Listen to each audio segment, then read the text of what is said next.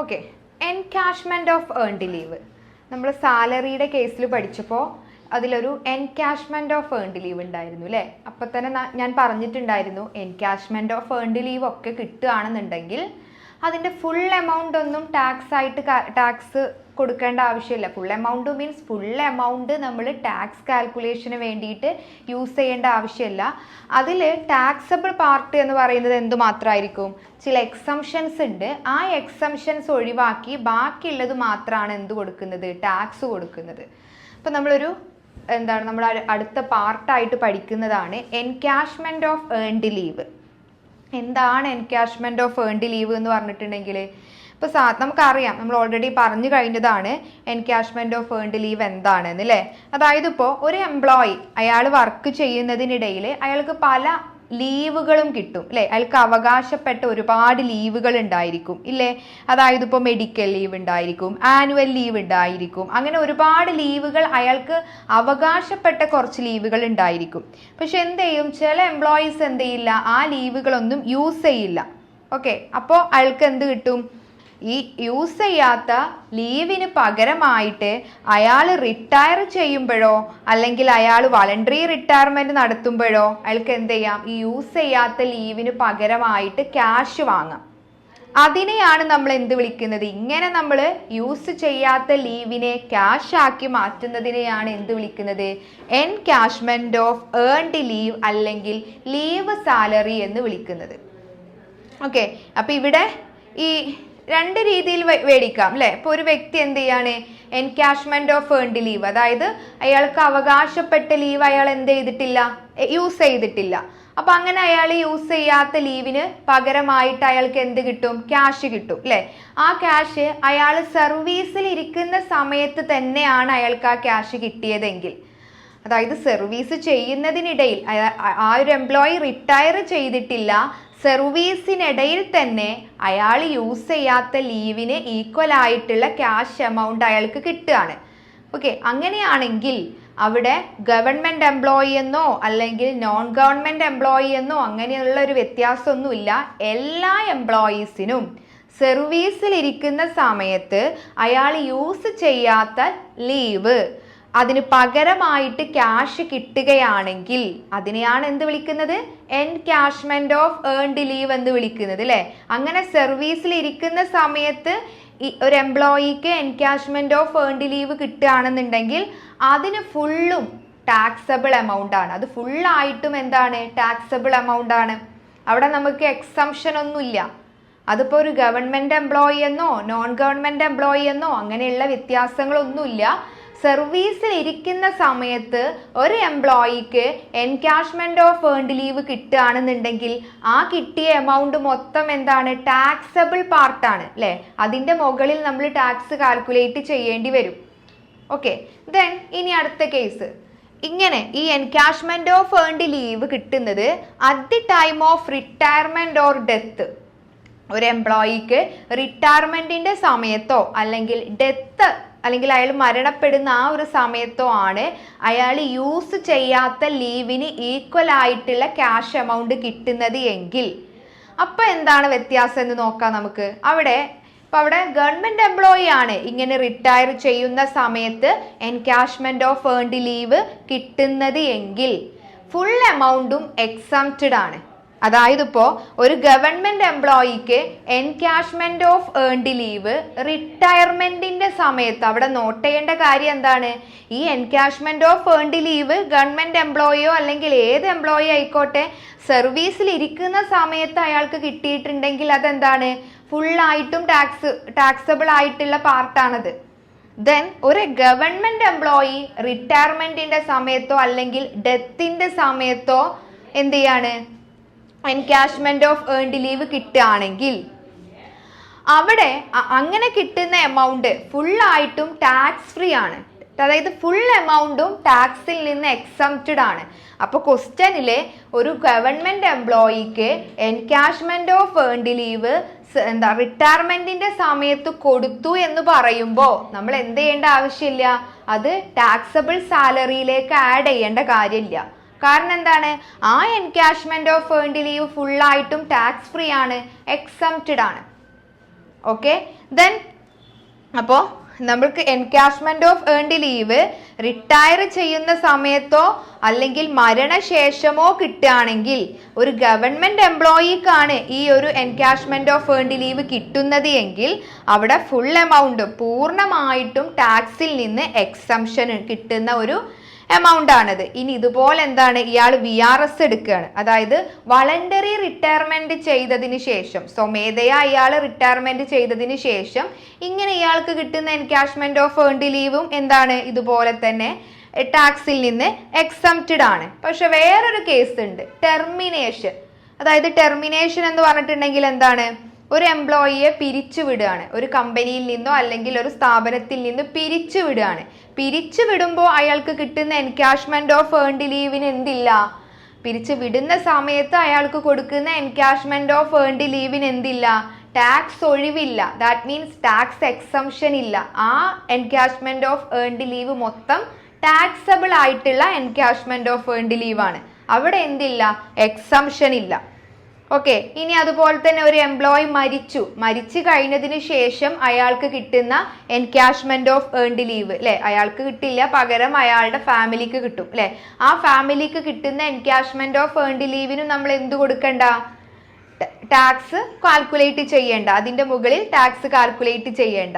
അപ്പൊ അവിടെ കണ്ടീഷൻ ഇത്രയാണ്, എൻകാഷ്മെന്റ് ഓഫ് ഏൺഡ് ലീവ് കിട്ടുന്നത് റിട്ടയർമെന്റിന്റെ സമയത്തോ ഡെത്തിന്റെ സമയത്തോ ആയിരിക്കണം.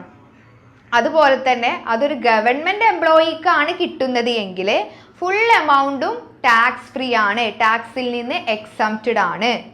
ഓക്കെ, അപ്പൊ ഇനി അടുത്ത കേസ് എന്തായിരിക്കും, ഒരു നോൺ ഗവൺമെന്റ് എംപ്ലോയിക്കാണ് റിട്ടയർമെന്റിന്റെ സമയത്തോ ഡെത്തിന്റെ സമയത്തോ എൻകാഷ്മെന്റ് ഓഫ് ഏൺഡ് ലീവ് കിട്ടുന്നത് എങ്കിൽ അപ്പൊ എന്തായിരിക്കും സ്ഥിതി? അങ്ങനെയാണെങ്കിൽ ഒരു നോൺ ഗവൺമെന്റ് എംപ്ലോയിക്ക് encashment of earned leave at the time of റിട്ടയർമെന്റിന്റെ സമയത്തോ ഡെത്തിന്റെ സമയത്തോ കിട്ടുകയാണെന്നുണ്ടെങ്കിൽ താഴെ പറയുന്ന 3 എമൗണ്ടുകളിൽ ഏറ്റവും ചെറുത് ഏതാണോ അത് എന്ത് ചെയ്യും, അതിന് എക്സംഷൻ കിട്ടും, ബാക്കിയുള്ളത് ടാക്സബിൾ പാർട്ടായിരിക്കും. ഓക്കെ, അതായത് ഇപ്പൊ താഴെ പറയുന്നത്, ഇപ്പൊ നമ്മൾ ഡിസ്കസ് ചെയ്യുന്നത് എന്താണ്, ഒരു നോൺ ഗവൺമെന്റ് എംപ്ലോയി ആണെങ്കിൽ റിട്ടയർമെന്റിന്റെ സമയത്തോ ഡെത്തിന്റെ സമയത്തോ ഇയാൾക്ക് കിട്ടുന്ന എൻകാഷ്മെന്റ് ഓഫ് ഏൺഡ് ലീവിന് ടാക്സ് എക്സംഷൻ ഉണ്ട്. സർവീസിൽ ഇരിക്കുന്ന സമയത്ത് കിട്ടുകയാണെങ്കിൽ നമ്മൾ പറഞ്ഞു അത് ഗവൺമെന്റ് എംപ്ലോയി ആയിക്കോട്ടെ നോൺ ഗവൺമെന്റ് എംപ്ലോയി ആയിക്കോട്ടെ ഏത് എംപ്ലോയി ആണെന്നുണ്ടെങ്കിലും അത് ഫുള്ളായിട്ടും ടാക്സബിൾ എമൗണ്ട് ആണ് എന്ന്. പക്ഷേ ഈ ഒരു നോൺ ഗവൺമെന്റ് എംപ്ലോയിക്ക് എപ്പോഴാണ് ഈ എൻകാഷ്മെന്റ് ഓഫ് ഏൺഡ് ലീവ് കിട്ടുന്നത്, റിട്ടയർമെന്റിന്റെ സമയത്താണെങ്കിൽ അവിടെ താഴെ പറയുന്ന 4 എമൗണ്ടുകളിൽ നിന്ന് ഏറ്റവും ലീസ്റ്റ് ചെറിയ എമൗണ്ട് ഏതാണോ അത് നമ്മൾ കണ്ടുപിടിക്കുക. അതിനുശേഷം അതായിരിക്കും എന്ത്, എക്സംപ്റ്റഡ്. നോക്കി നോക്കാം, ഇവിടെ ഒരു നോക്കൂ ഏതൊക്കെയാണ് ആ 4 എമൗണ്ടുകൾ. ഒന്നാമത്തതാണ് ആക്ച്വൽ എമൗണ്ട് അല്ലെ, ആക്ച്വൽ എമൗണ്ട്. അതായത് എൻകാഷ്മെന്റ് ഓഫ് ഏൺഡ് ലീവ് ആയിട്ട് ഒരു നോൺ ഗവൺമെന്റ് എംപ്ലോയിക്ക് കിട്ടിയിട്ടുള്ള ആക്ച്വൽ എമൗണ്ട് എത്രയാണെന്ന് നോക്കുക. നമ്മളൊരു ക്വസ്റ്റ്യനും കൂടെ ചെയ്യുമ്പോൾ നിങ്ങൾക്ക് ഈസി ആയിട്ട് മനസ്സിലാവും ആക്ച്വൽ എമൗണ്ട് എത്രയാണെന്ന് നോക്കുക. ദെൻ അടുത്തത് എന്താണ്, salary of maximum 10 months calculated on the basis of average salary of 10 months preceding the immediately from the retirement. എന്താ പറയുന്നത്, നമ്മൾ റിട്ടയർ ചെയ്യുന്നതിൻ്റെ തൊട്ട് മുമ്പത്തെ 10 മാസത്തെ ആവറേജ് സാലറി എടുക്കുക. ഓക്കെ, അതായത് റിട്ടയർ ചെയ്യുന്ന മാസത്തിന്റെ തൊട്ട് മുന്നത്തെ 10 മാസത്തെ ആവറേജ് സാലറി കാൽക്കുലേറ്റ് ചെയ്യണം. അതാണ് രണ്ടാമത്തെ എമൗണ്ട്. ഓക്കെ, ദെൻ അടുത്തത് നോക്കാം, calculated amount of encashment of earned leave for the approved period not taking during the service. ഇനി എന്താണ്, ഇയാൾ സർവീസിൽ ഇരിക്കുന്ന സമയത്ത് ഇയാൾക്ക് അനുവദിക്കപ്പെട്ട മൊത്തം ലീവുകൾ. ഓക്കെ, മൊത്തം അതായത് ഇയാൾ സർവീസിൽ ഇരിക്കുന്ന സമയത്ത് ഇയാൾക്ക് അവകാശപ്പെട്ട മൊത്തം ലീവുകൾ എത്രയാണോ അതിൽ സർവീസിൽ ഇരിക്കുന്ന സമയത്ത് അയാൾ എത്ര ലീവ് എടുത്തു. ഓക്കെ, അപ്പൊ ഇവിടെ ഒരു എക്സാമ്പിൾ ആയിട്ട് പറയുകയാണെന്നുണ്ടെങ്കിൽ ഒരു എംപ്ലോയി 30 വർഷം ഒരു കമ്പനിയിൽ വർക്ക് ചെയ്തു. ഓക്കെ, അവിടെ ഒരു വർഷത്തില് അയാൾക്ക് അവകാശപ്പെട്ട ലീവ് അല്ലെങ്കിൽ അയാൾക്ക് അനുവദിച്ച ലീവ് വർഷത്തിൽ 1 മാസം അയാൾക്ക് ലീവ് എടുക്കാം. അങ്ങനെ അയാൾ എന്ത് ചെയ്തു, ഒരു 20 മാസം, അതായത് 20 വർഷത്തിൽ 30 വർഷമാണ് അയാൾ അവിടെ വർക്ക് ചെയ്തിട്ടുണ്ടായിരുന്നത്. അതിൽ 20 മാസത്തെ ലീവ് അയാൾ എന്ത് ചെയ്തിട്ടുണ്ട്, എടുത്തിട്ടുണ്ട്. ബാക്കി 10 മാസത്തെ ലീവിന്റെ സാലറി ആണ് അയാൾക്ക് കിട്ടേണ്ടത്, അല്ലെ? ലീവ് സാലറി ആണ് അയാൾക്ക് കിട്ടേണ്ടത്. ഓക്കെ, അപ്പോൾ ഇതാണ്. അപ്പൊ ഇത് നമ്മൾ കാൽക്കുലേറ്റ് ചെയ്യണം. അപ്പൊ അവിടെയും ശ്രദ്ധിക്കേണ്ട ഒരു കാര്യം എന്താന്ന് ചോദിച്ചാല്, ഇവിടെ സാധാരണ ചില കമ്പനികള് വർഷത്തിൽ ചിലപ്പോൾ 1.5 മാസമോ അല്ലെങ്കിൽ 2 മാസമോ ഒക്കെ ലീവ് കൊടുക്കും. ഇപ്പൊ ഇവിടുത്തെ കേസിൽ 30 വർഷം വർക്ക് ചെയ്തിട്ടുള്ള ഒരു എംപ്ലോയിക്ക് ഒരു വർഷത്തിൽ 2 മാസം ലീവ് കൊടുക്കുകയാണെന്നുണ്ടെങ്കിൽ ഇയാൾക്ക് എത്ര ലീവ് ഉണ്ടായിരിക്കും? 60 മാസം ഉണ്ടായിരിക്കും, ഇല്ലേ? അതായത് വർഷത്തിൽ ഇയാൾക്ക് 2 മാസം ലീവ് ഇയാൾക്ക് അവകാശപ്പെട്ടതാണ്. പക്ഷെ അങ്ങനെ 30 വർഷം ഇയാൾ അവിടെ വർക്ക് ചെയ്തിട്ടുണ്ട്. അങ്ങനെയാണെങ്കിൽ ഇയാൾക്ക് കിട്ടിയിട്ടില്ല. ഇയാൾക്ക് അവകാശപ്പെട്ട, ആ കമ്പനിയിൽ ഇയാൾക്ക് അവകാശപ്പെട്ട ലീവ് 60 മാസത്തെ ലീവ് ഉണ്ടായിരുന്നു. അതിൽ ചിലത് അയാൾ എടുത്തിട്ടുണ്ടായിരിക്കാം, സർവീസിൽ ഇരിക്കുന്ന സമയത്ത് തന്നെ അയാൾ എടുത്തിട്ടുണ്ടായിരിക്കാം. എടുക്കാത്ത ലീവിനാണല്ലോ നമുക്ക് ഈ എൻകാഷ്മെന്റ് ഓഫ് ഏൺഡ് ലീവ് കിട്ടുന്നത്, ലീവ് സാലറി കിട്ടുന്നത്. ഓക്കെ, അപ്പൊ അങ്ങനെ ഇവിടെ ഒരു കമ്പനി 2 മാസമോ അല്ലെങ്കിൽ 1.5 മാസമോ ഒക്കെ എന്ത് കൊടുക്കാം, ഒരു വർഷത്തിൽ ലീവ് എംപ്ലോയീസിന് അനുവദിക്കാം. പക്ഷേ മാക്സിമം എമൗണ്ട്, അതായത് ഇൻകം ടാക്സിലെ എക്സംഷൻ കിട്ടണമെങ്കിൽ ഒരു വർഷത്തില് 30 മാസം അത് മാത്രമേ അനുവദനീയമായിട്ടുള്ള ലീവ് ഉള്ളൂ. കമ്പനി ചിലപ്പോൾ 2-3 മാസമൊക്കെ ചിലപ്പോൾ ഒരു വർഷത്തിൽ ലീവ് അനുവദിച്ചു കൊടുക്കാം. പക്ഷെ നമ്മൾ ഇൻകം ടാക്സിൽ ഇപ്പൊ ഇതൊക്കെ എന്തിനു വേണ്ടിയിട്ടാണ് കാൽക്കുലേറ്റ് ചെയ്യുന്നത്? ഈ ഒരു എൻകാഷ്മെന്റ് ഓഫ് ഏൺഡ് ലീവിന്റെ എക്സംപ്റ്റഡ് പാർട്ട് കാണാൻ വേണ്ടിയിട്ടാണ്. ഇവിടെ നമ്മൾ എത്ര എടുക്കുള്ളൂ? വർഷത്തിൽ എംപ്ലോയിക്ക് അനുവദിച്ച ലീവ് എന്ന് പറയുന്നത് എത്രയുള്ളൂ? മാക്സിമം 30 ഡേയ്സ് ആണ്. ഓക്കെ, അപ്പൊ ഇവിടെ നമ്മുടെ കേസിൽ ഇപ്പോൾ ഒരു എംപ്ലോയിക്ക് ഒരു കമ്പനി ഒരു വർഷത്തിൽ 2 മാസം ലീവ് കൊടുക്കുന്നുണ്ടെന്ന് വിചാരിക്കാം. ഓക്കെ, അപ്പൊ അയാൾക്ക് മൊത്തം 30 വർഷം അയാൾ ആ കമ്പനിയിൽ വർക്ക് ചെയ്തിട്ടുണ്ടായിരുന്നു. മൊത്തം ആ എംപ്ലോയിക്ക് എടുക്കാവുന്ന ലീവ് 60 മന്ത് ആണല്ലോ. പക്ഷേ നമ്മൾ ഇവിടെ കാൽക്കുലേറ്റ് ചെയ്യുമ്പോൾ ഈ 60 മാസം എടുക്കില്ല. നമുക്ക് എന്താണ്, ഇൻകം ടാക്സിൽ മാക്സിമം അനുവദിച്ച ലീവ് എന്ന് പറയുന്നത് 1 മന്ത് ആണ്. അപ്പൊ 30 വർഷം ഇയാൾ ആ ഒരു കമ്പനിയിൽ വർക്ക് ചെയ്തിട്ടുണ്ടെങ്കിൽ ഇയാൾക്ക് അനുവദിച്ച ലീവ് എത്രയുള്ളൂ? ഇൻകം ടാക്സിന്റെ കണക്കില് 30 മാസമേ ഉണ്ടായിരിക്കുള്ളൂ. അതിൽ സർവീസിൽ ഇരിക്കുന്ന സമയത്ത് ചിലപ്പോൾ അയാൾ ചില ലീവുകൾ എടുത്തിട്ടുണ്ടായിരിക്കാം. അത് കുറച്ച് ബാക്കിയുള്ള ലീവിന് മാത്രമേ ഇയാൾക്ക് എന്ത് കിട്ടുന്നുള്ളൂ? എൻകാഷ്മെന്റ് ഓഫ് ഏൺഡ് ലീവ് കിട്ടുകയുള്ളൂ. ക്ലിയർ? അപ്പോ അങ്ങനെ പിന്നെ പറയുന്നത് the amount specified by the government. ഇനി ഒരു ഗവൺമെന്റ് ഒരു സ്പെസിഫൈഡ് എമൗണ്ട് അല്ലെങ്കിൽ ഗവൺമെന്റ് ഒരു നിർദ്ദിഷ്ട പരമാവധി, ഒരു മാക്സിമം ലിമിറ്റ് കൊണ്ടുവന്നിട്ടുണ്ട്. അത് അത്രയാണ് 25 lakh. ഓക്കെ, അങ്ങനെ ഈ 4 എമൗണ്ടുകളും നമ്മൾ നോക്കൂ. ഇതിൽ നിന്ന് ഏറ്റവും ചെറിയ എമൗണ്ട് ഏതാണോ അതാണ് ഈ encashment of earned leave exemption കിട്ടുക. അപ്പൊ നമ്മളൊരു പ്രോബ്ലം ചെയ്യുമ്പോൾ നിങ്ങൾക്ക് മനസ്സിലാവും എക്സംഷൻ കിട്ടുന്നത്. അതായത് ഇപ്പൊ ABCD അല്ലെ, ഇപ്പൊ ഈ 4 കാര്യങ്ങൾ നമ്മൾ പറഞ്ഞു. ഈ 4 തുകകളിൽ നിന്ന് ഏറ്റവും കുറവ് ഏതാണോ അതായിരിക്കും നമുക്ക് എക്സംഷൻ കിട്ടുക. ഓക്കെ, ഇപ്പൊ ഇവിടെ നമ്മൾ കണ്ടെത്തിയതിൽ ഒരു എക്സാമ്പിൾ ആയിട്ട് പറയുകയാണെങ്കിൽ ഇതിൽ നമ്മൾ കണ്ടെത്തിയ തുകകളിൽ ഏറ്റവും ലീസ്റ്റ് എമൗണ്ട് എന്ന് പറഞ്ഞിട്ടുണ്ടെങ്കിൽ വെറുതെ എക്സാമ്പിൾ ഒരു 10,000 ആണെന്ന് വിചാരിക്കുക. നമുക്ക് കിട്ടിയിട്ടുള്ള actual encashment of earned leave എന്ന് പറയുന്നത് ഒരു 50,000 ആണെന്ന് വിചാരിക്കുക. ഓക്കെ, അപ്പൊ ഇവിടെ ഈ 10,000 ആണ് എന്ത്? Least amount. ഇതാണ് എക്സംപ്റ്റഡ്. അപ്പൊ ഇവിടെ നമുക്ക് taxable part of encashment of earned leave എങ്ങനെ കാണും? മൊത്തം കിട്ടിയത് 50,000 ആണ്. ഇതിൽ എക്സംപ്റ്റഡ് പാർട്ടായിട്ടുള്ള 10,000 നമ്മൾ അതിൽ നിന്ന് മൈനസ് ചെയ്തു. ബാക്കി നമുക്ക് എത്ര വരും? 4 lakh വരും അല്ലെ. ഈ 4 lakh ആണ് എന്ത്? 4 lakh അല്ല, 40,000 വരും അല്ലെ. 40,000 വരും. ഈ 40,000 ആണ് എന്ത്?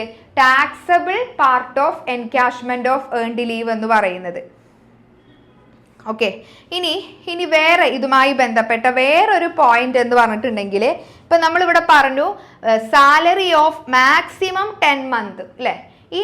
അതായത് ഇവിടെ ഒരു സാലറി, ഇവിടെ നമ്മൾ സാലറി ഓഫ് മാക്സിമം 10 month എന്നൊക്കെ പറയുന്നുണ്ട്. അതിലെ സാലറി ആയിട്ട് നമ്മൾ എന്താണ് എടുക്കുന്നത്? സാലറി ആയിട്ട് നമുക്കിപ്പോൾ ഒരു എന്താണ് നമ്മുടെ ക്വസ്റ്റ്യനിൽ ബേസിക് സാലറി തന്നിട്ടുണ്ട്. അതിൻ്റെ കൂടെ ബേസിക് പേ, അതുപോലെ തന്നെ ഡിയർനെസ് അലവൻസ്, അതൊക്കെ ടേംസ് ഓഫ് എംപ്ലോയ്മെന്റ് ആണെങ്കിൽ മാത്രം, അതുപോലെ തന്നെ കമ്മീഷൻ. അതായത് ഇപ്പോൾ എന്തൊക്കെയാണ് ഇതിലിപ്പോൾ സാലറി ഓഫ് മാക്സിമം 10 month എന്ന് പറഞ്ഞു. ഇതിൽ നമ്മൾ സാലറി ആയിട്ട് എന്തൊക്കെ കാര്യങ്ങളാണ് എടുക്കുന്നത്?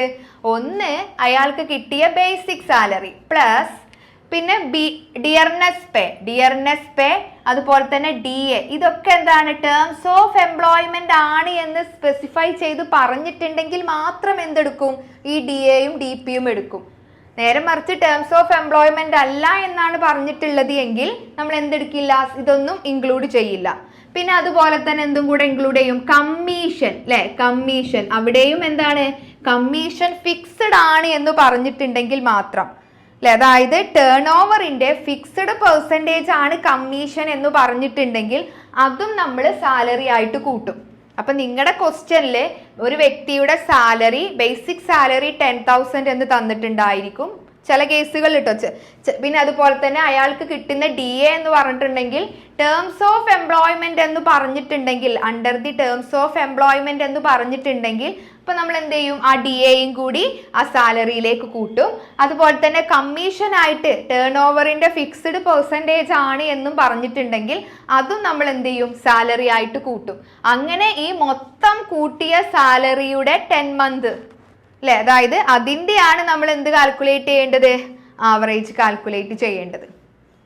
ഓക്കെ, അപ്പോൾ ഒരു ക്വസ്റ്റ്യൻ ചെയ്യുമ്പോൾ നമുക്ക് ഒന്നും കൂടുതൽ ക്ലിയർ ആയിട്ട് മനസ്സിലാവും. ഓക്കെ, അപ്പോൾ നമ്മുടെ എൻകാഷ്മെന്റ് ഓഫ് ഏൺഡ് ലീവുമായി ബന്ധപ്പെട്ട ഒരു ക്വസ്റ്റ്യൻ നോക്കാം. ഇവിടെ mister X is the general manager of plus limited, അല്ലേ? അപ്പോൾ എന്താണ് മിസ്റ്റർ എക്സ് ആരാണ്? ഒരു നോൺ ഗവൺമെന്റ് എംപ്ലോയി ആണ്. ഇവിടെ ഒരു ഗവൺമെന്റ് എംപ്ലോയി ആണ് എന്നുണ്ടെങ്കിൽ എന്ത് നോക്കിയാൽ മതി നമുക്ക്? ഇയാള് ഏത് ടൈമിലാണ് എൻകാഷ്മെന്റ് ഓഫ് ഏൺഡ് ലീവ് മേടിച്ചത് എന്ന് നോക്കിയാൽ മതി. സർവീസിൽ ഇരിക്കുന്ന സമയത്താണെങ്കിൽ മാത്രമേ എന്ത് ചെയ്യാൻ പറ്റുള്ളൂ? ഈ ഗവൺമെന്റ് എംപ്ലോയിക്ക് ആ എമൗണ്ട് ടാക്സ് അല്ലെങ്കിൽ ആ കിട്ടിയ എമൗണ്ടിന് ടാക്സ് കൊടുക്കേണ്ടതുള്ളൂ. ഓക്കെ, അപ്പൊ ഇയാൾ എന്താണ്? ഈ ഒരു എംപ്ലോയി ആരാണ്? ഈ എംപ്ലോയി ഒരു നോൺ ഗവൺമെന്റ് എംപ്ലോയി ആണ്, അല്ലെ? ദെൻ ഹിസ് സാലറി, അയാളുടെ സാലറി എത്രയാണ്? 5,500 പെർ മന്ത്, അല്ലെ? 5,500 പെർ മന്ത്. അയാൾക്ക് കിട്ടുന്ന ഒരു മാസത്തെ സാലറി എന്ന് പറയുന്നത് 5,500 രൂപയാണ്. ഇനി ഇയാൾ എന്നാണ് റിട്ടയർ ചെയ്തത്? ഇയാൾ റിട്ടയർ ചെയ്തത് 31st December 2019, അല്ലെ? ഇയാൾ റിട്ടയർ ചെയ്തത് എന്നാണ്? 31st December 2019.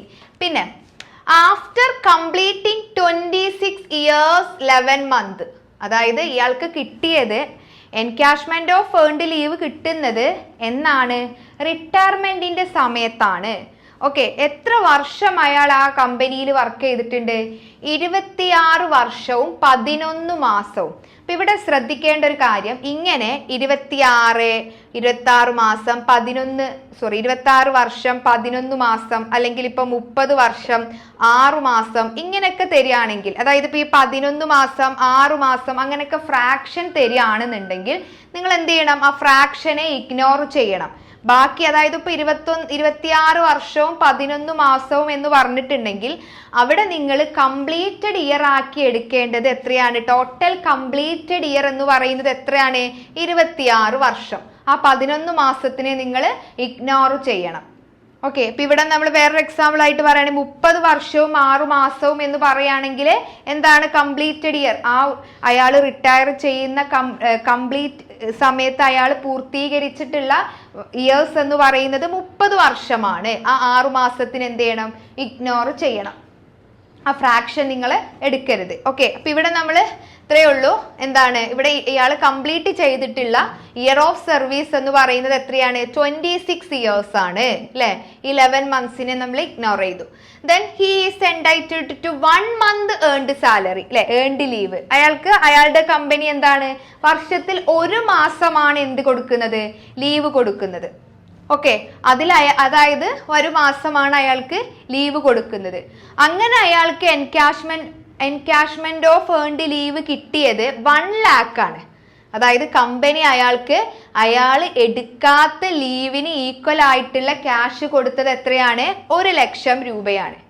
ഓക്കെ, അപ്പൊ ഇവിടെ അതില് ഇയാൾ കംപ്ലീറ്റ് ചെയ്തിട്ടുള്ളത് 26 വർഷമാണ് അല്ലെ. ഒരു വർഷത്തിൽ 1 മാസമാണ് കമ്പനി അയാൾക്ക് അനുവദിച്ച ലീവ്. അങ്ങനെയാണെന്നുണ്ടെങ്കിൽ അയാൾക്ക് അവകാശപ്പെട്ട ലീവ് എന്ന് പറയുന്നത് എത്രയാണ്? 26 മന്താണ് അല്ലെ, മന്ത്സ് ആണ് അല്ലെ. അതായത് 26 വർഷമാണ് അയാൾ ആ കമ്പനിയിൽ വർക്ക് ചെയ്തത്. വർഷത്തിൽ 1 മാസമാണ് അയാൾക്ക് കിട്ടുന്ന ലീവ്. അങ്ങനെയാണെങ്കിൽ അയാൾക്ക് അർഹതപ്പെട്ട മൊത്തം ലീവ് എന്ന് പറയുന്നത് എത്രയായിരിക്കും? 26 മന്ത് ആയിരിക്കും അല്ലെ. ദെൻ അതിൽ എന്ത് ചെയ്തിട്ടുണ്ട്? അതിൽ 20 മന്ത് അയാൾ എന്ത് ചെയ്തിട്ടുണ്ട്? സർവീസിൽ ഇരിക്കുന്ന സമയത്ത് തന്നെ അയാൾ എടുത്തിട്ടുണ്ട്. 20 മാസത്തെ ലീവ് അയാൾ സർവീസിൽ ഇരിക്കുന്ന സമയത്ത് തന്നെ എടുത്തിട്ടുണ്ട്. ഓക്കെ, അങ്ങനെയാണെന്നുണ്ടെങ്കിൽ നിങ്ങളോട് കാൽക്കുലേറ്റ് ചെയ്യാൻ പറഞ്ഞത് ഇയാൾക്ക് കിട്ടിയിട്ടുള്ള എൻകാഷ്മെന്റ് ഓഫ് ഏൺഡ് ലീവിന്റെ എക്സംപ്റ്റഡ് പാർട്ട്. ഓക്കെ, എക്സംപ്റ്റഡ് പാർട്ടാണ് കാൽക്കുലേറ്റ് ചെയ്യാൻ പറഞ്ഞിട്ടുള്ളത്. നോക്കി നോക്കാം. അപ്പൊ അയാൾക്ക് കിട്ടുന്ന മൊത്തം ലീവ് എന്ന് പറയുന്നത് എത്രയായിരിക്കും? 26 മന്ത് ആണ്. കാരണം എന്താണ്? ഇയാൾക്ക് അവകാശപ്പെട്ട ലീവ് എന്ന് പറയുന്നത് എത്രയാണ്? വർഷത്തിൽ 1 മാസമാണ്. അങ്ങനെ ഇയാൾ എത്ര വർഷം അവിടെ വർക്ക് ചെയ്തിട്ടുണ്ട്? 26 വർഷം വർക്ക് ചെയ്തിട്ടുണ്ട് അല്ലെ. അപ്പൊ 26 × 1 26 മന്ത് അല്ലെ. 26 മാസത്തെ ലീവ് അയാൾക്ക് അവകാശപ്പെട്ട ലീവ് ഉണ്ട്. പക്ഷെ അതില് അയാൾ എന്തെടുത്തിട്ടുണ്ട്? 20 മാസത്തെ ലീവ് അയാൾ എന്ത് ചെയ്തിട്ടുണ്ട്? അയാൾ ഓൾറെഡി എടുത്തു കഴിഞ്ഞിട്ടുണ്ട്. സർവീസിൽ ഇരിക്കുന്ന സമയത്ത് തന്നെ 20 മാസത്തെ ലീവ് അയാൾ എടുത്തിട്ടുണ്ട്. ബാക്കി അയാൾക്ക് എടുക്കാത്ത ലീവ് എന്ന് പറയുന്നത് എത്രയാണ്? 6 മാസത്തെ ലീവാണ് അല്ലെ. അതായത് 26 - 20 6 മാസത്തെ ലീവാണ് അയാള് എടുക്കാത്തതായിട്ടുള്ളത്. അതിനാണ് അയാൾക്ക് എന്ത് കിട്ടുന്നത്? എൻകാഷ്മെന്റ് ഓഫ് ഏൺഡ് ലീവ് കിട്ടുന്നത്. എത്രയാ കിട്ടിയിട്ടുള്ളത്? 1 lakh ആണ് കിട്ടിയിട്ടുള്ളത്. ഓക്കെ, അങ്ങനെ ഈ 6 മാസത്തെ എൻകാഷ്മെന്റ് ഓഫ് ഏൺഡ് ലീവാണ് അയാൾക്ക് കിട്ടിയിട്ടുള്ളത്. അപ്പൊ ഇനി നോക്കാം. നമുക്ക് താഴെ തന്നിരിക്കുന്ന എമൗണ്ടിൽ നമുക്കറിയാം കണ്ടീഷൻ അല്ലെ. താഴെ തന്നിരിക്കുന്ന 4 എമൗണ്ടിൽ നിന്ന് ഏറ്റവും ലീസ്റ്റ് എമൗണ്ട്, ചെറിയ എമൗണ്ട് ഏതാണോ അത് നമ്മൾ എന്ത് ചെയ്യും? എക്സംപ്റ്റ് ചെയ്യും, ഒഴിവാക്കും. അതിന് നമ്മൾ ടാക്സ് കൊടുക്കണ്ട. ബാക്കിയുള്ള പാർട്ട് മാത്രം പാർട്ടാണ് എന്ത്? Taxable part. നോക്കി നോക്കാം നമുക്ക്. നമ്മുടെ കണ്ടീഷൻ എന്താണ്? ഒന്നാമത്തേത് എന്താ പറയുന്നത്? Actual amount of encashment. ഇയാൾക്ക് കിട്ടിയിട്ടില്ല എൻകാഷ്മെന്റ് ഏൺഡ് ലീവ് ആയിട്ട് ഈ വ്യക്തിക്ക് കിട്ടിയിട്ടുള്ള ആക്ച്വൽ എമൗണ്ട് എത്രയാണ്? 1 lakh ആണ് അല്ലെ. അപ്പൊ നമ്മൾ അവിടെ എഴുതും എന്ത്? ആക്ച്വൽ എമൗണ്ട് ഓഫ് എൻകാഷ്മെന്റ് എന്ന് പറയുന്നത് എന്താണ്? 1 lakh ആണ്. ദെൻ രണ്ടാമത്തത് എന്തായിരുന്നു? 10 മന്ത് ആവറേജ് സാലറി അല്ലെ. ഇയാൾ റിട്ടയർ ചെയ്യുന്ന മന്തിന്റെ തൊട്ട് മുന്നത്തെ 10 വർഷത്തെ ആവറേജ് സാലറിയാണ് കാൽക്കുലേറ്റ് ചെയ്യാൻ പറഞ്ഞിട്ടുള്ളത്. നമ്മളോട് പറഞ്ഞിട്ടുണ്ട് നമുക്കിവിടെ DAയും DPയും അല്ലെങ്കിൽ കമ്മീഷൻ ഒന്നും തന്നിട്ടുണ്ടെങ്കിൽ നമ്മൾ അത് എടുക്കണം. അതായത് ഇതാണോ? അതായത് DAയും ഡിയർനെസ് പേയും ഡിയർനെസ് അലവൻസും ടേംസ് ഓഫ് സർവീസ് ആണോ എന്ന് പറയുന്നുണ്ടെങ്കിൽ മാത്രം നമ്മൾ അത് ആഡ് ചെയ്യേണ്ടി വരും. പക്ഷെ നമ്മുടെ ക്വസ്റ്റ്യനിൽ ഇപ്പോൾ അയാളുടെ സാലറി ആയിട്ട് ഇയാൾക്ക് 5500 പെർ മന്തിൽ കിട്ടുന്നുണ്ട് എന്ന് മാത്രമേ പറയുന്നുള്ളൂ. ഓക്കെ, അപ്പൊ നമ്മൾ എങ്ങനെയാണ് 10 മന്ത് ആവറേജ് സാലറി കാണുക? ഇയാൾ റിട്ടയർമെന്റ് ചെയ്യുന്ന സമയത്ത് അയാൾക്ക് കിട്ടിയിട്ടുള്ള സാലറി 5500 ആയിരുന്നു. അപ്പൊ എന്ത് ചെയ്യും? 5500 × 10. കാരണം എന്താ പറഞ്ഞത്? 10 മാസത്തെ സാലറിയാണ് കാൽക്കുലേറ്റ് ചെയ്യാൻ പറഞ്ഞിട്ടുള്ളത്. അപ്പൊ എന്തായിരിക്കും? 5500 × 10. അപ്പൊ നമുക്ക് എത്ര കിട്ടും? 55,000 കിട്ടും അല്ലെ. 55,000 രൂപ കിട്ടും അല്ലെ. അപ്പൊ രണ്ടാമത്തെ എമൗണ്ടും കിട്ടി. ഇനി മൂന്നാമത്തെ എമൗണ്ട് എന്താ പറഞ്ഞിട്ടുള്ളത്?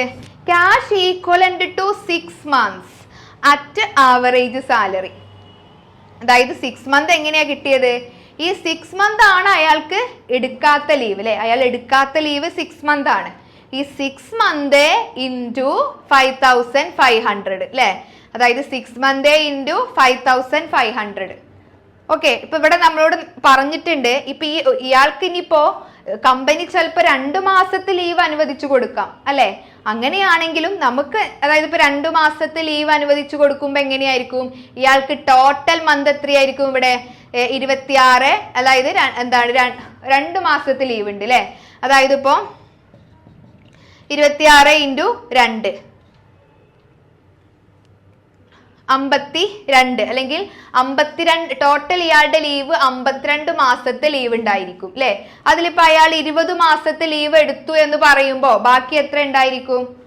ബാക്കിയുള്ള, അതായത് 52-ൽ നിന്ന് ഈ 20 മന്ത് അങ്ങോട്ട് മൈനസ് ചെയ്യാം അല്ലെ. അപ്പൊ എത്ര കിട്ടും? 18 മാസത്തെ ലീവ് ഉണ്ടായിരിക്കും അല്ലെ. അയാൾ എടുക്കാത്ത ലീവ് 18 മാസത്തെ ലീവ് ഉണ്ടായിരിക്കും. അങ്ങനെയാണെങ്കിൽ പോലും പക്ഷെ നമ്മൾ ഇവിടെ എത്തുമ്പോൾ എന്തു മാത്രമേ നോക്കുള്ളൂ? കമ്പനി എത്ര മാസം ലീവ് അനുവദിച്ചു എന്നുള്ളത് നോക്കില്ല. മാക്സിമം ഒരു വ്യക്തിക്ക് എടുക്കാൻ പറ്റുന്ന ലീവ് എന്ന് പറഞ്ഞിട്ടുണ്ടെങ്കിൽ, ഇൻകം ടാക്സിൽ എക്സംഷൻ കിട്ടണമെങ്കിൽ മാക്സിമം ലീവ് എന്ന് പറഞ്ഞിട്ടുണ്ടെങ്കിൽ എന്താണ്? 1 വർഷം 1 മാസം ലീവ്. കമ്പനി ഇവിടെ ചിലപ്പോൾ ഒരു വർഷത്തിൽ 3, 2, 1.5 മാസം ഒക്കെ അനുവദിക്കുന്നുണ്ടായിരിക്കാം. പക്ഷേ 1 വർഷത്തിൽ 1 മാസം ലീവാണ് ഇൻകം ടാക്സ് അനുവദിക്കുന്ന ലീവ്. ഓക്കെ, അപ്പൊ ഇവിടെ എന്താണ്? എടുക്കാത്ത ലീവ് ഇപ്പൊ 18 മാസമാണ് എന്നുണ്ടെങ്കിലും നമ്മൾ ഇവിടെ എത്തുമ്പോൾ അത് എന്താകും? കാരണം ഇയാൾക്ക് ഇൻകം ടാക്സിന്റെ കണക്കിൽ ഇയാൾക്ക് അനുവദിച്ച ലീവ് എത്ര ഉണ്ടായിരിക്കുള്ളൂ? 26 വർഷമാണ് ഇയാൾ അവിടെ വർക്ക് ചെയ്തിട്ടുള്ളത് എങ്കിൽ അയാൾക്ക് ഇൻകം ടാക്സിന്റെ കണക്കിൽ അയാൾക്ക് അനുവദിച്ച ലീവ് 26 മാസമാണ്. കമ്പനി ചിലപ്പോൾ 22 മാസം ലീവ് കൊടുത്താൽ കമ്പനിയുടെ കണക്കിൽ ഇയാൾക്ക് എത്ര ലീവ് ഉണ്ടായിരിക്കും? ഇപ്പൊ 26 × 2 ചെയ്യാം, 2 മാസം കൊടുക്കുന്നുണ്ടെങ്കിൽ. ഓക്കെ, പക്ഷെ ഇവിടെ ഈ ഇൻകം ടാക്സ് അനുവദിച്ച ലീവ് എത്ര മാത്രമേ ഉള്ളൂ? 1 മന്തേ ഉള്ളൂ. സോ അപ്പൊ ഇവിടെ എന്താണെങ്കിലും നമ്മൾ മൂന്നാമത്തെ എമൗണ്ട് കാൽക്കുലേറ്റ് ചെയ്യുമ്പോൾ വർഷത്തിൽ 1 മാസം ലീവ് എന്നുള്ള രീതിയിലായിരിക്കും കാൽക്കുലേറ്റ് ചെയ്യുക. ഓക്കെ, ഇപ്പൊ നമ്മുടെ ക്വസ്റ്റ്യനിൽ എന്തായാലും എന്താ പറയുന്നത്? ഈ കമ്പനി വർഷത്തിൽ 1 മാസം ലീവ് തന്നെയാണ് കൊടുക്കുന്നത്. ഇപ്പൊ ചിലപ്പോൾ അത് മാറാം.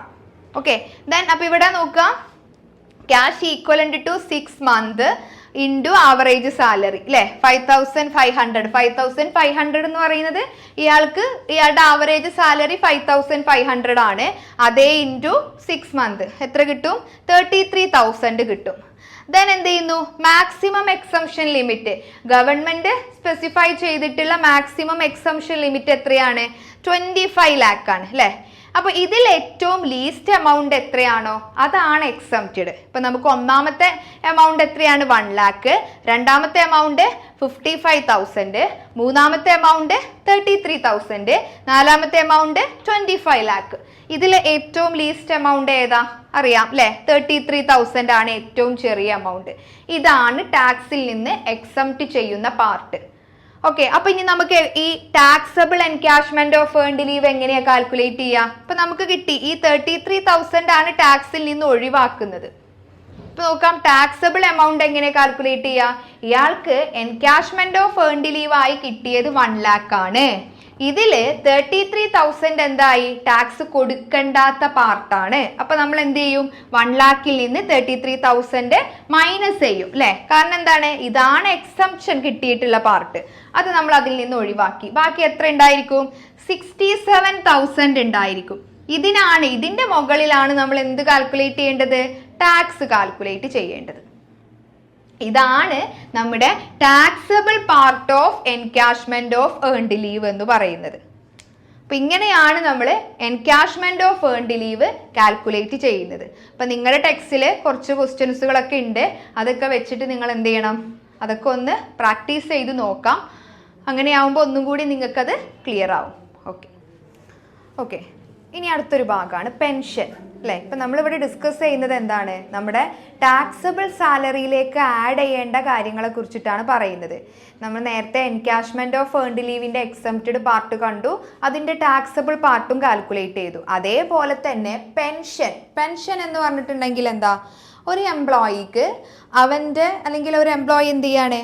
അത്രയും വർഷം ഒരു സ്ഥാപനത്തിൽ വർക്ക് ചെയ്തു. അതിനുശേഷം എന്ത് ചെയ്യും? ആ വർക്ക് ചെയ്തതിന് എന്താണ് ശേഷം ലഭിക്കുന്ന ഒരു എമൗണ്ട് ആണ് എന്ത്? പെൻഷൻ എന്ന് പറഞ്ഞിട്ടുണ്ടെങ്കിൽ അല്ലേ. അതായത് നമ്മൾ ഓൾറെഡി ഡിസ്കസ് ചെയ്തിട്ടുണ്ടായിരുന്നു, പെൻഷൻ നമ്മൾ അണ്ടർ ദി ഹെഡ് ഓഫ് സാലറിയിൽ ഒരു ടാക്സബിൾ ഇൻകം ആയിട്ട് നമ്മൾ അതിനെ ട്രീറ്റ് ചെയ്യുന്നു എന്ന് അല്ലേ. അതായത് ഇപ്പോൾ അയാൾ സർവീസിന് ശേഷമാണ് പെൻഷൻ എമൗണ്ട് കിട്ടുന്നത്. ഓക്കെ, അങ്ങനെ കിട്ടുന്ന ഇൻകം നമ്മൾ എന്തിലാണ് ആഡ് ചെയ്യുന്നത്? അയാളുടെ സാലറി ഇൻകത്തിലാണ് നമ്മൾ, അതിൻ്റെ അണ്ടറിലാണ് നമ്മൾ ടാക്സ് കാൽക്കുലേറ്റ് ചെയ്യേണ്ടത്. ഓക്കെ, അപ്പോൾ ഒരു വ്യക്തിയുടെ സാലറി ഇൻകത്തിൽ എന്തും കൂടെ ഉൾപ്പെടുന്നുണ്ട്, പെൻഷൻ എന്ന് പറഞ്ഞ പാർട്ടും കൂടെ ഉൾപ്പെടുന്നുണ്ട്. ഓക്കെ, അപ്പോൾ ഇവിടെ നമ്മൾ പറഞ്ഞു എന്ത്, ഈ പെൻഷൻ എന്ന് പറഞ്ഞിട്ടുണ്ട് എന്നുണ്ടെങ്കിൽ ഒരു റിട്ടയർമെന്റ് ചെയ്തതിന് ശേഷം അല്ലെങ്കിൽ ഇനിയിപ്പോൾ അയാൾ വളണ്ടറിലി റിട്ടയർ ചെയ്ത് കഴിഞ്ഞാലും അയാൾക്ക് കിട്ടുന്ന എമൗണ്ട് ആണ് എന്ത്, പെൻഷൻ എന്ന് പറഞ്ഞിട്ടുണ്ടെങ്കിൽ. ഈ പെൻഷന് നമ്മൾ ഫുള്ളായിട്ടും ഈ പെൻഷനായിട്ട് കിട്ടുന്ന, അതായത് ഒരു എംപ്ലോയിക്ക് ഒരു പ്രീവിയസ് ഇയറിൽ പെൻഷനായിട്ട് കിട്ടുന്ന എമൗണ്ടിന് ഫുൾ എമൗണ്ട് ഒന്നും ആ ഫുൾ എമൗണ്ടിൻ്റെ മുകളിലും ടാക്സ് കാൽക്കുലേറ്റ് ചെയ്യേണ്ട. അതിൻ്റെ ചെറിയ പാർട്ട് എന്താ, അല്ലെങ്കിൽ കുറച്ച് ഭാഗം എന്താണ്, എക്സംഷൻ കിട്ടും. അപ്പോൾ ആ എക്സംഷൻ കിഴിച്ച് ബാക്കിയുള്ള പാർട്ട് മാത്രമാണ് നമുക്ക് ബാക്കിയുള്ള പാർട്ടിന് മാത്രം നമ്മൾ എന്ത് കൊടുത്താൽ മതി, ടാക്സ് കൊടുത്താൽ മതി. ഓക്കെ, അപ്പോൾ ഇവിടെ നമ്മൾ പറഞ്ഞു ഈ പെൻഷൻ എന്ന് പറഞ്ഞിട്ടുണ്ട് എന്നുണ്ടെങ്കിൽ അണ്ടർ ദി ഹെഡ് സാലറിയിലാണ് ഉൾപ്പെടുത്തേണ്ടതെന്ന് പറഞ്ഞു അല്ലേ. ഈ പെൻഷൻ എങ്ങനെയാണ് നമുക്ക് കിട്ടുക? പെൻഷൻ സാധാരണ കിട്ടാറ് റിട്ടയർമെന്റിന് ശേഷം ഒരു എംപ്ലോയിക്ക് മന്ത്ലി ആയിട്ടാണ് പെൻഷൻ കിട്ടാറ് അല്ലേ. ചിലപ്പോൾ എന്ത് ചെയ്യും, ഈ മന്ത്ലി കിട്ടുന്നതിന് പകരം ചില എംപ്ലോയീസ് എന്ത് ചെയ്യും, ലംസമായിട്ട് അല്ലേ, ലംസമായിട്ടും എന്ത് ചെയ്യും, ആ ഒരു പെൻഷൻ എമൗണ്ട് അവർ മേടിക്കും അല്ലെ. മന്ത്ലി കിട്ടുന്നതിന് പകരം എന്ത് ചെയ്യാണ്, ഒരുമിച്ച് വാങ്ങിക്കും അല്ലെ. അങ്ങനെ രണ്ട് സിറ്റുവേഷൻസ് ഉണ്ടാവാറുണ്ട് അല്ലെ. ചിലപ്പോൾ എന്ത് ചെയ്യും, മന്ത്ലി റിട്ടയർമെന്റ് ചെയ്തതിന് ശേഷം അവർക്ക് എന്ത് കിട്ടും, മന്ത്ലി അവർക്ക് ഇങ്ങനെ പെൻഷനായിട്ട് ഒരു എമൗണ്ട് കിട്ടും.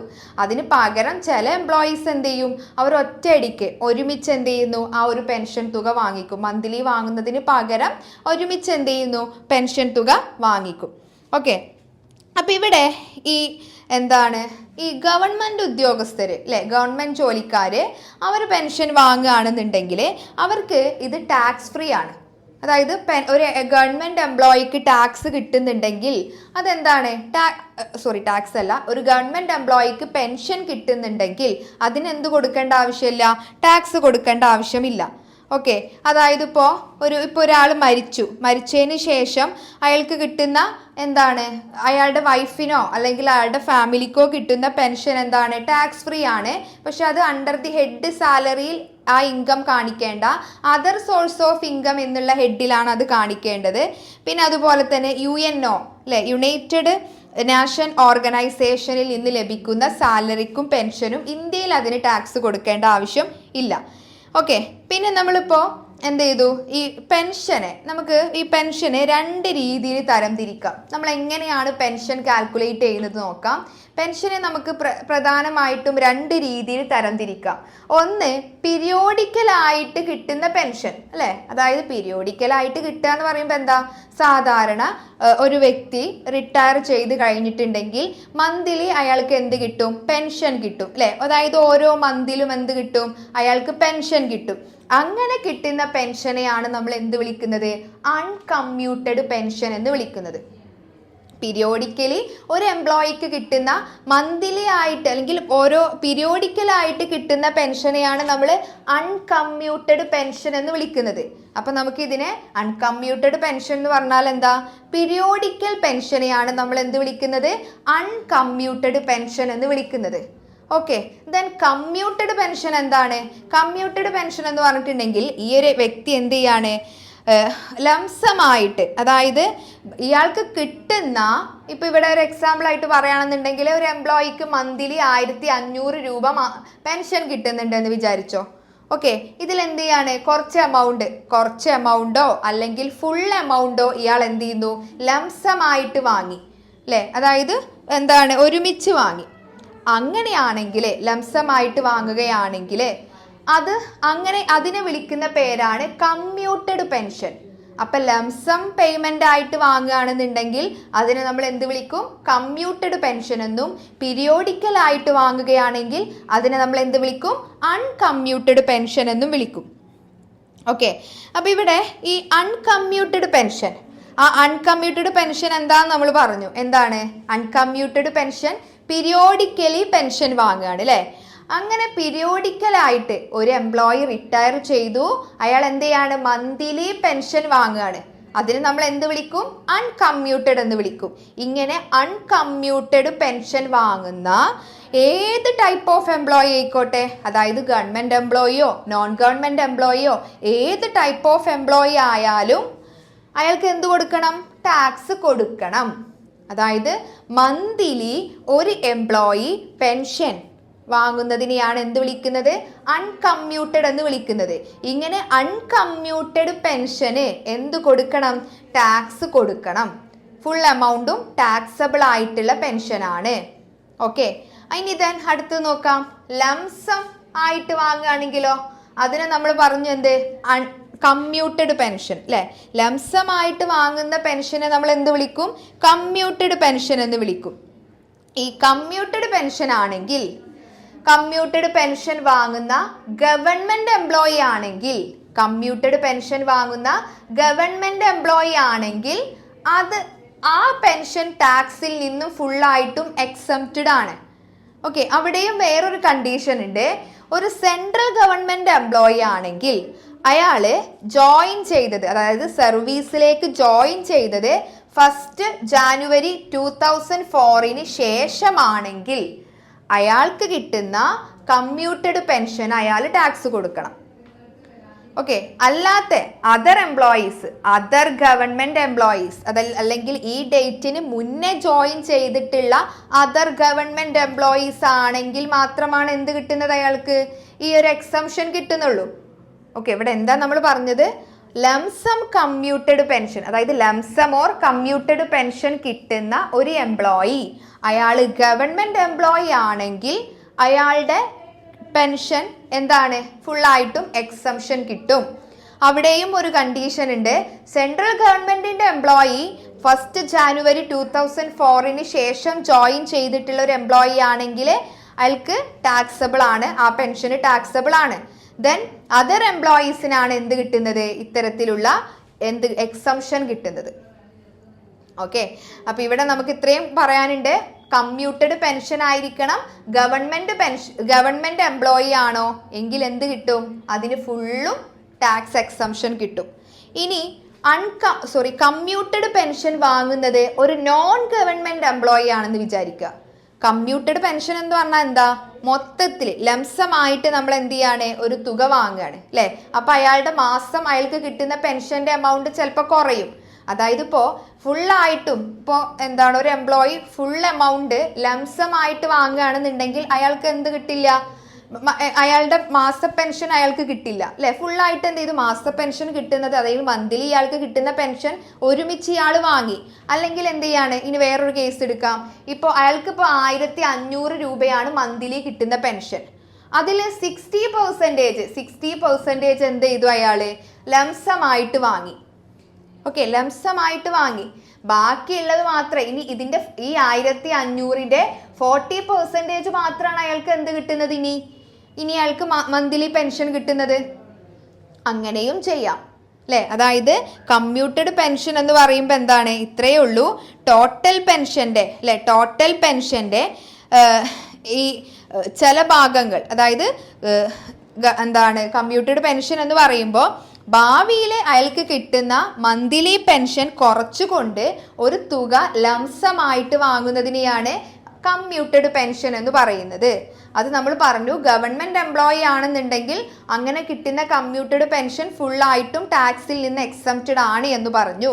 ദെൻ ഇനി പറയുന്നത് നോൺ ഗവൺമെന്റ് എംപ്ലോയി ആണെങ്കിലോ, ഒരു നോൺ ഗവൺമെന്റ് എംപ്ലോയിക്ക് കമ്മ്യൂട്ടഡ് പെൻഷൻ കിട്ടുകയാണ് അല്ലെ. കമ്മ്യൂട്ടഡ് പെൻഷൻ എന്ന് പറയുമ്പോൾ അയാൾക്ക് കിട്ടുന്ന മന്ത്ലി പെൻഷനിൽ നിന്നും അയാൾ എന്ത് ചെയ്യാണ്? ഒരു ലംസം എമൗണ്ട് ഒറ്റയടിക്ക് വാങ്ങുകയാണ്. അങ്ങനെ അതൊരു നോൺ ഗവൺമെന്റ് എംപ്ലോയി ആണെങ്കിൽ ഇവിടെ ഈ നോൺ ഗവൺമെന്റ് എംപ്ലോയിക്ക് ഗ്രാറ്റുവിറ്റി കിട്ടുന്നുണ്ടെങ്കിൽ, അതായത് നോൺ ഗവൺമെന്റ് എംപ്ലോയി ആണ്, ഇയാൾക്ക് കിട്ടുന്ന പെൻഷൻ അയാൾ ലംസമായിട്ടാണ് വാങ്ങിയിട്ടുള്ളത്.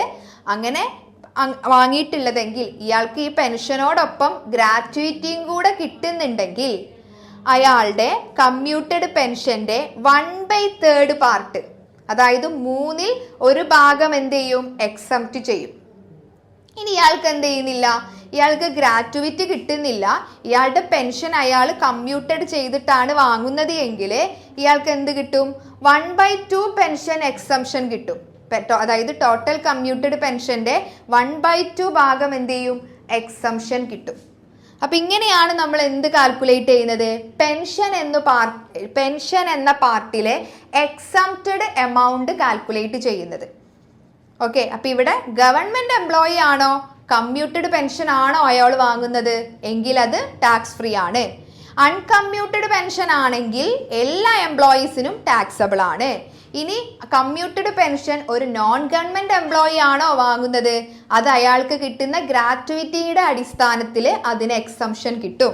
ഒരു non government employee commuted pension വാങ്ങുന്നു, അപ്പോൾ അയാൾ എന്ത് ചെയ്യുന്നുണ്ട്, അയാൾക്ക് എന്ത് കിട്ടുന്നുണ്ട്, ഗ്രാറ്റുവിറ്റിയും കൂടെ കിട്ടുന്നുണ്ട് എങ്കിൽ അയാളുടെ എക്സംഷൻ ലിമിറ്റ് എന്ന് പറയുന്നത് എത്രയാണ്? 1/3 ഓഫ് കമ്മ്യൂട്ടഡ് പെൻഷൻ. അതേപോലെ തന്നെ ഇനി ഇയാൾക്ക് ഗ്രാറ്റുവിറ്റി കിട്ടുന്നില്ല എങ്കിൽ അയാളുടെ എക്സംഷൻ ലിമിറ്റ് എത്രയാണ്? 1/2 അല്ലെ, അതായത് 1/2 portion of commuted pension is exempted അല്ലെ. അപ്പൊ ഇങ്ങനെയാണ് നമ്മൾ പെൻഷൻ എന്ന പാർട്ടിന്റെ എക്സംപ്റ്റഡ് പാർട്ട് കാൽക്കുലേറ്റ് ചെയ്യുക.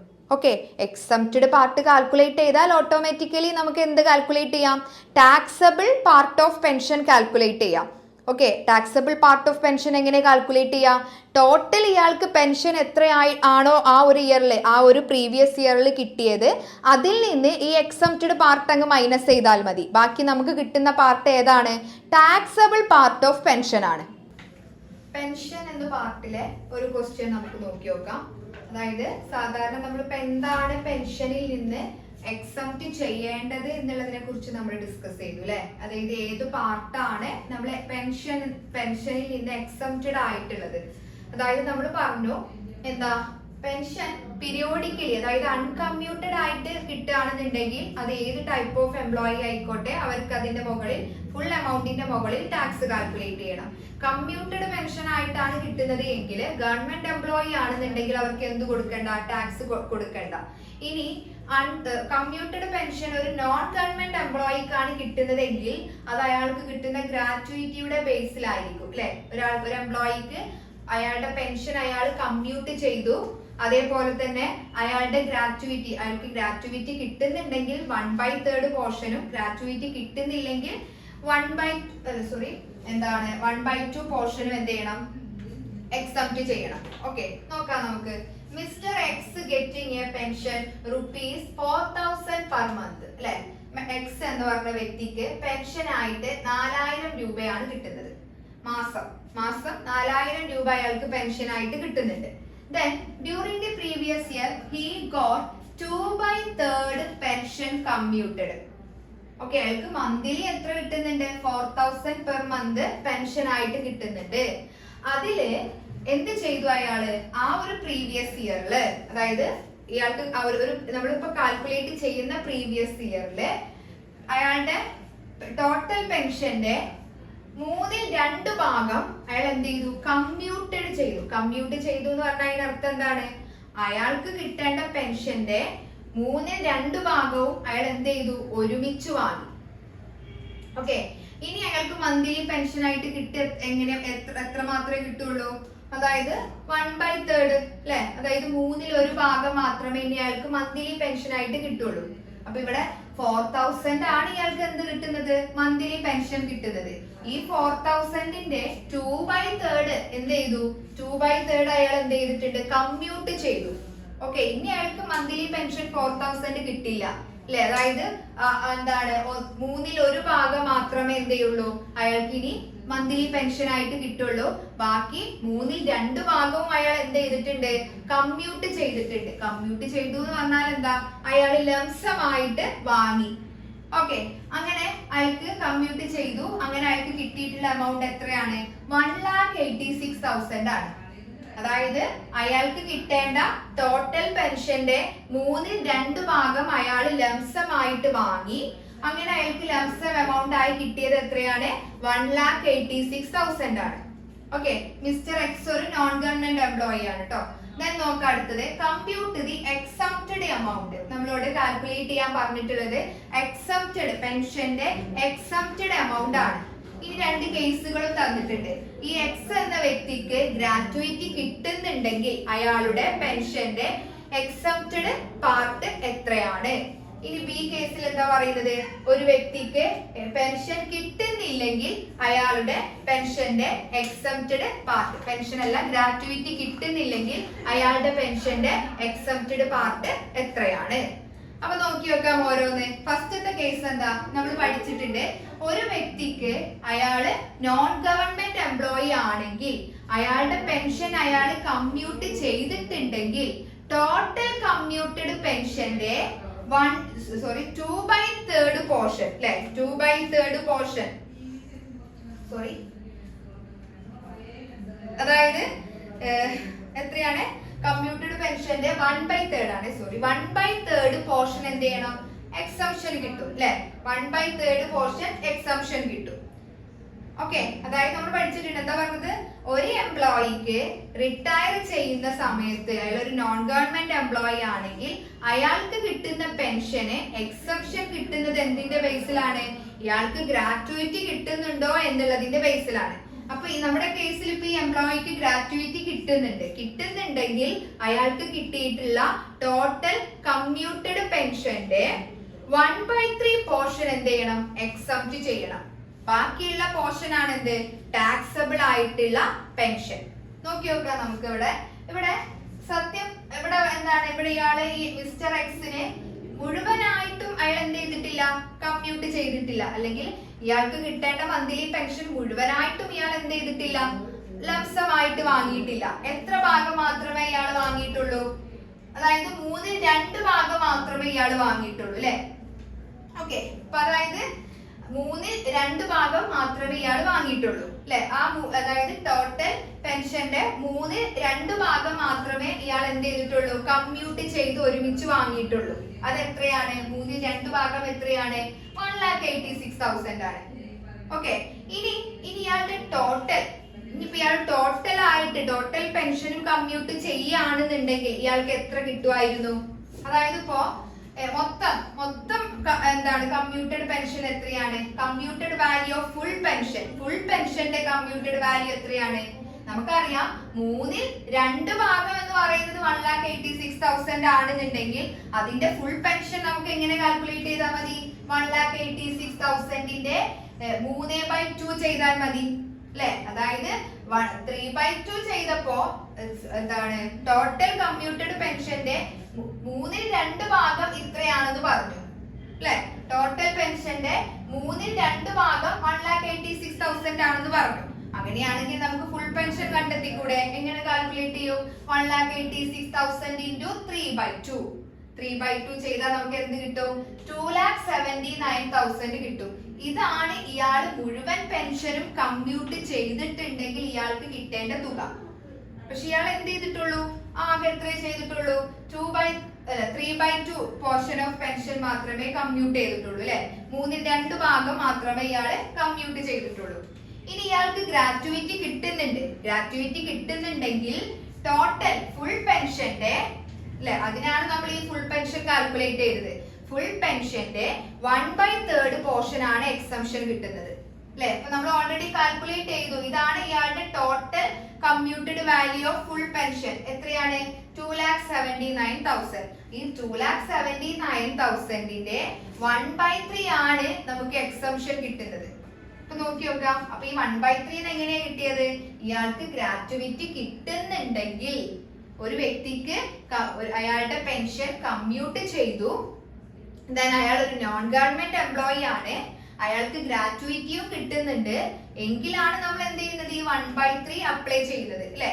അതായത് ഇയാളുടെ ടോട്ടൽ കമ്മ്യൂട്ടഡ് പെൻഷന്റെ 1/3 പോർഷൻ എന്ത് ചെയ്യണം, എക്സംപ്റ്റ് ചെയ്യണം അല്ലെ. ഇപ്പൊ 2,79,000ന്റെ 1/3 ചെയ്യുമ്പോ എത്ര കിട്ടും, നമുക്ക് 93,000 കിട്ടും. 93,000 കിട്ടും.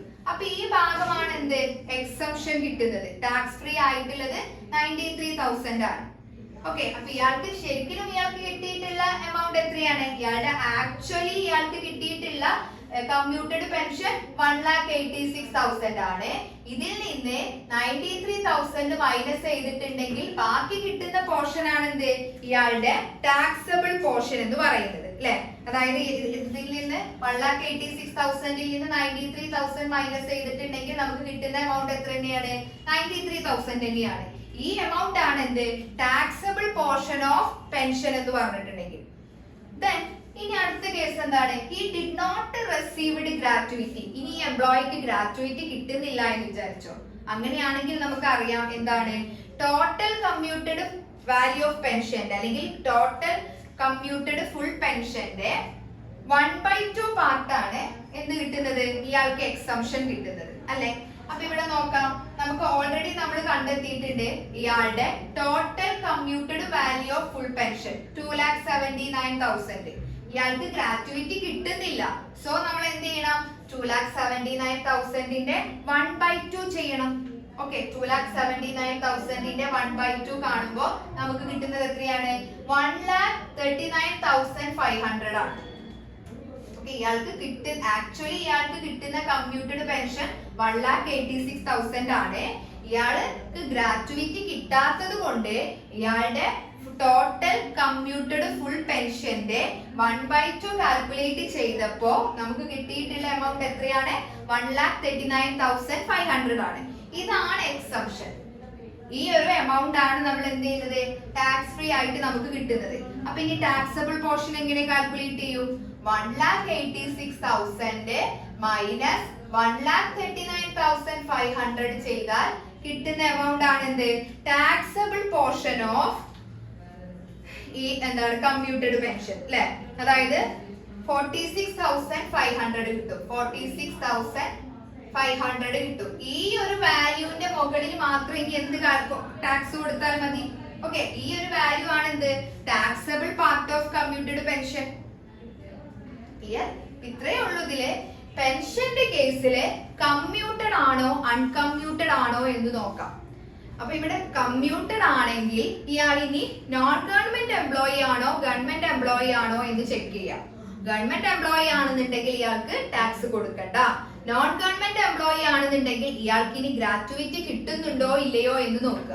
ഗ്രാറ്റുവിറ്റി കിട്ടുന്നുണ്ടെങ്കിൽ total commuted value of full പെൻഷന്റെ 1/3 ഭാഗം എന്ത് ചെയ്യണം, എക്സംഷൻ കിട്ടും. ദെൻ ഇനി ഇയാൾക്ക് ഗ്രാറ്റുവിറ്റി കിട്ടുന്നില്ലെങ്കിൽ അപ്പോൾ എന്ത് ചെയ്യും, ഫുൾ പെൻഷന്റെ കമ്മ്യൂട്ടഡ് വാല്യൂ ഓഫ് ഫുൾ പെൻഷന്റെ 1/2 പാർട്ട് എക്സംഷൻ കിട്ടും. ഇങ്ങനെയാണ് നമ്മൾ പെൻഷന്റെ കേസിൽ എക്സംഷൻ പാർട്ട് കാൽക്കുലേറ്റ് ചെയ്യുന്നത്. ഓക്കെ, അടുത്തൊരു ഇമ്പോർട്ടന്റ് ആയിട്ടുള്ള ഒരു ഭാഗമാണ് ആന്വിറ്റി അല്ലെ. ആന്വിറ്റി എന്ന് പറയുമ്പോൾ എന്താ, ഒരു certain amount paid for A certain period by the employer to his employee in a consideration of service rendered by him is called annuity. അല്ലെ, ആന്വിറ്റി എന്താ നമ്മൾ ഓൾറെഡി കഴിഞ്ഞ ക്ലാസ്സുകളായിട്ട് പറഞ്ഞിട്ടുണ്ടായിരുന്നു. അതായത് ഒരു സെർട്ടൈൻ പീരീഡില് ഒരു എംപ്ലോയിക്ക് കൊടുക്കുന്ന ഒരു സം എമൗണ്ട് ആണ് എന്ത്, ആന്വിറ്റി എന്ന് പറയുന്നത് അല്ലെ. അതായത് ആ ഒരു എംപ്ലോയി അത്രയും കാലം അവിടെ എന്ത് ചെയ്തിട്ടുണ്ട്, സർവീസ് ചെയ്തതിന്റെ ഫലമായിട്ട് അയാൾക്ക് കൊടുക്കുന്ന ഒരു കൺസിഡറേഷൻ ആണ് എന്ത്, ആന്വിറ്റി എന്ന് പറഞ്ഞിട്ടുണ്ടെങ്കിൽ. ഓക്കെ, അപ്പൊ ഈ ആന്വിറ്റി നമ്മൾ ഓൾറെഡി പറഞ്ഞിട്ടുണ്ടായിരുന്നു. ഇത് അണ്ടർ ദി ഹെഡ് സാലറി ഇൻകത്തിലാണ് ആന്വിറ്റി ആയിട്ട് കിട്ടുന്ന ഇൻകം കാണിക്കേണ്ടത്.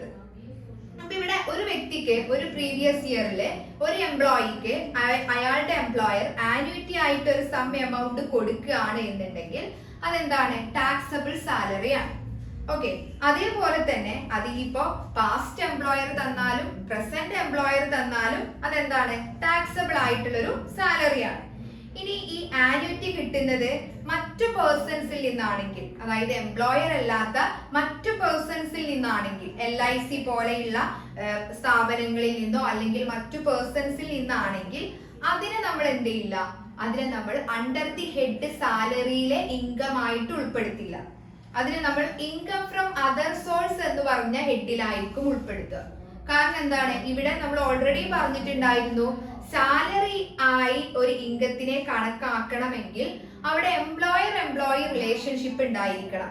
അവിടെ ഒരു എംപ്ലോയർ ഒരു എംപ്ലോയിക്ക് ആനുവിറ്റി ആയിട്ട് കൊടുക്കുന്നുണ്ടെങ്കിൽ മാത്രമേ നമ്മൾ എന്ത് ചെയ്യുള്ളൂ, അണ്ടർ ദി ഹെഡ് സാലറിയിൽ ഇൻക്ലൂഡ് ചെയ്യുകയുള്ളൂ. ഓക്കെ, അപ്പൊ അതാണ് ആനുവിറ്റിയിൽ പറയുന്നത്. അപ്പൊ ആനുവിറ്റി എന്ന് പറഞ്ഞിട്ടുണ്ടെങ്കിൽ ഒരു ടാക്സബിൾ ആയിട്ടുള്ള സാലറി പാർട്ടാണ്. ഓക്കെ, അടുത്ത നോക്കാം ഗ്രാറ്റുവിറ്റി. Gratuity section 10 subsection 10. അപ്പൊ ഗ്രാറ്റുവിറ്റി ഒരു വ്യക്തിക്ക് കിട്ടുകയാണെന്നുണ്ടെങ്കിൽ അതിന്റെ ഫുൾ എമൗണ്ട് ഒന്നും ടാക്സ് കൊടുക്കണ്ട. അതിനും എന്തുണ്ട്, പെൻഷന്റെ പോലെയും എൻകാഷ്മെന്റ് ഓഫ് ഏൺഡ് ലീവിന്റെ ഒക്കെ പോലെ കുറച്ച് എക്സംഷൻ പാർട്ടും ഉണ്ട്. അപ്പൊ നമുക്ക് അത് കാൽക്കുലേറ്റ് ചെയ്യണം. അപ്പൊ എന്താണ് ഗ്രാറ്റുവിറ്റി എന്ന് പറഞ്ഞിട്ടുണ്ടെങ്കിൽ, ഗ്രാറ്റുവിറ്റി എന്ന് പറഞ്ഞിട്ടുണ്ടെങ്കിൽ ഒരു എംപ്ലോയി അത്രയും വർഷം ആ ഒരു സ്ഥാപനത്തിൽ വർക്ക് ചെയ്തതിന്റെ ഫലമായിട്ട് അയാൾക്ക് ഒരു നന്ദി സൂചകമായിട്ട് അല്ലെങ്കിൽ ഒരു ഗിഫ്റ്റ് ഒക്കെ ആയിട്ട് എംപ്ലോയർ എംപ്ലോയിക്ക് കൊടുക്കുന്ന ഒരു ബെനിഫിറ്റ് ആണ് എന്ത്, ഗ്രാറ്റുവിറ്റി എന്ന് പറയുന്നത്. സാധാരണ അത് ഒരു എംപ്ലോയി റിട്ടയർ ചെയ്യുന്ന സമയത്തോ അല്ലെങ്കിൽ അയാളുടെ ഡെത്തിന്റെ സമയത്തൊക്കെയാണ് എന്ത് കൊടുക്കുന്നത്, ഈ ഒരു ഗ്രാറ്റുവിറ്റി കൊടുക്കുന്നത്. അപ്പൊ ഇവിടെ ഗ്രാറ്റുവിറ്റി ആക്ട് 1972 പ്രകാരം ഈ ഇങ്ങനെ കൊടുക്കുന്ന ഗ്രാറ്റുവിറ്റിക്ക് നിയമത്തിന്റെ അല്ലെങ്കിൽ നിയമപ്രകാരമുള്ള ഒരു അംഗീകാരം കിട്ടിയിട്ടുണ്ട്. അപ്പൊ ഇവിടെ പല സ്ഥാപനങ്ങളും ഗ്രാറ്റുവിറ്റി ആക്ട് 1972 പ്രകാരം അല്ലെങ്കിൽ ആ ഒരു ആക്ടിന്റെ അണ്ടറിൽ ഗ്രാറ്റുവിറ്റി കൊടുക്കുന്നവരുണ്ടായിരിക്കാം. അല്ലെങ്കിൽ ചില സ്ഥാപനങ്ങള് 1972 ആക്ട് പ്രകാരം അല്ലെങ്കിൽ അതിന്റെ ആ ഒരു ഗ്രാറ്റുവിറ്റി ആക്ട് 1972 പ്രകാരം അല്ലാതെ ഗ്രാറ്റുവിറ്റി കൊടുക്കുന്നവരും ഉണ്ടായിരിക്കാം. ഓക്കെ, ഇപ്പൊ ഇവിടെ ഒരു എംപ്ലോയി ഒരു ഗവൺമെന്റ് എംപ്ലോയി ആണെങ്കിൽ അയാൾക്ക് കിട്ടുന്ന റിട്ടയർമെന്റിന് ശേഷമോ അല്ലെങ്കിൽ അയാളുടെ ഡെത്തിന് ശേഷമോ അയാൾക്ക് കിട്ടുന്ന ഗ്രാറ്റുവിറ്റി എന്താണ്, ടാക്സിൽ നിന്ന് എക്സംപ്റ്റഡ് ആണ്.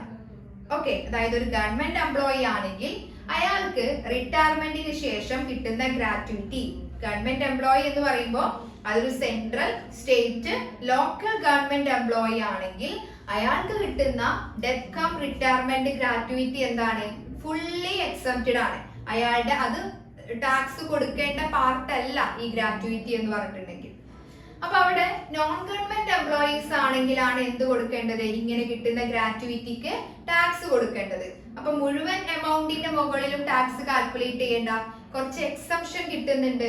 എങ്ങനെയാണ് എക്സംഷൻ കിട്ടുന്നത്, ഈ നോൺ ഗവൺമെന്റ് എംപ്ലോയീസിനെയും നമുക്ക് രണ്ടായിട്ട് തരംതിരിക്കാം. ഈ നോൺ ഗവൺമെന്റ് എംപ്ലോയിയെയും നമുക്ക് ഇങ്ങനെ പറയാം, ഒരു നോൺ ഗവൺമെന്റ് എംപ്ലോയിക്ക് അണ്ടർ ദി ഗ്രാറ്റുവിറ്റി ആക്ട് 1972 പ്രകാരമാണ് ഗ്രാറ്റുവിറ്റി കിട്ടുന്നത് എങ്കിൽ അയാളുടെ എക്സംഷൻ ലിമിറ്റ് എങ്ങനെ കാൽക്കുലേറ്റ് ചെയ്യാം. അപ്പൊ നിങ്ങൾക്ക് ഇങ്ങനെ പറയുമ്പോൾ തന്നെ മനസ്സിലാക്കാൻ പറ്റും, രണ്ട് ടൈപ്പ് ഉണ്ടല്ലേ ഇവിടെ. അതായത് നോൺ ഗവൺമെന്റ് എംപ്ലോയി ആണെങ്കിൽ ഗ്രാറ്റുവിറ്റി ആക്ട് 1972 കവർ ചെയ്യാത്ത ഗ്രാറ്റുവിറ്റി ഉണ്ട്, ഗ്രാറ്റുവിറ്റി ആക്ട് 1972 കവർ ചെയ്യുന്ന ഗ്രാറ്റുവിറ്റി ഉണ്ട് അല്ലെ.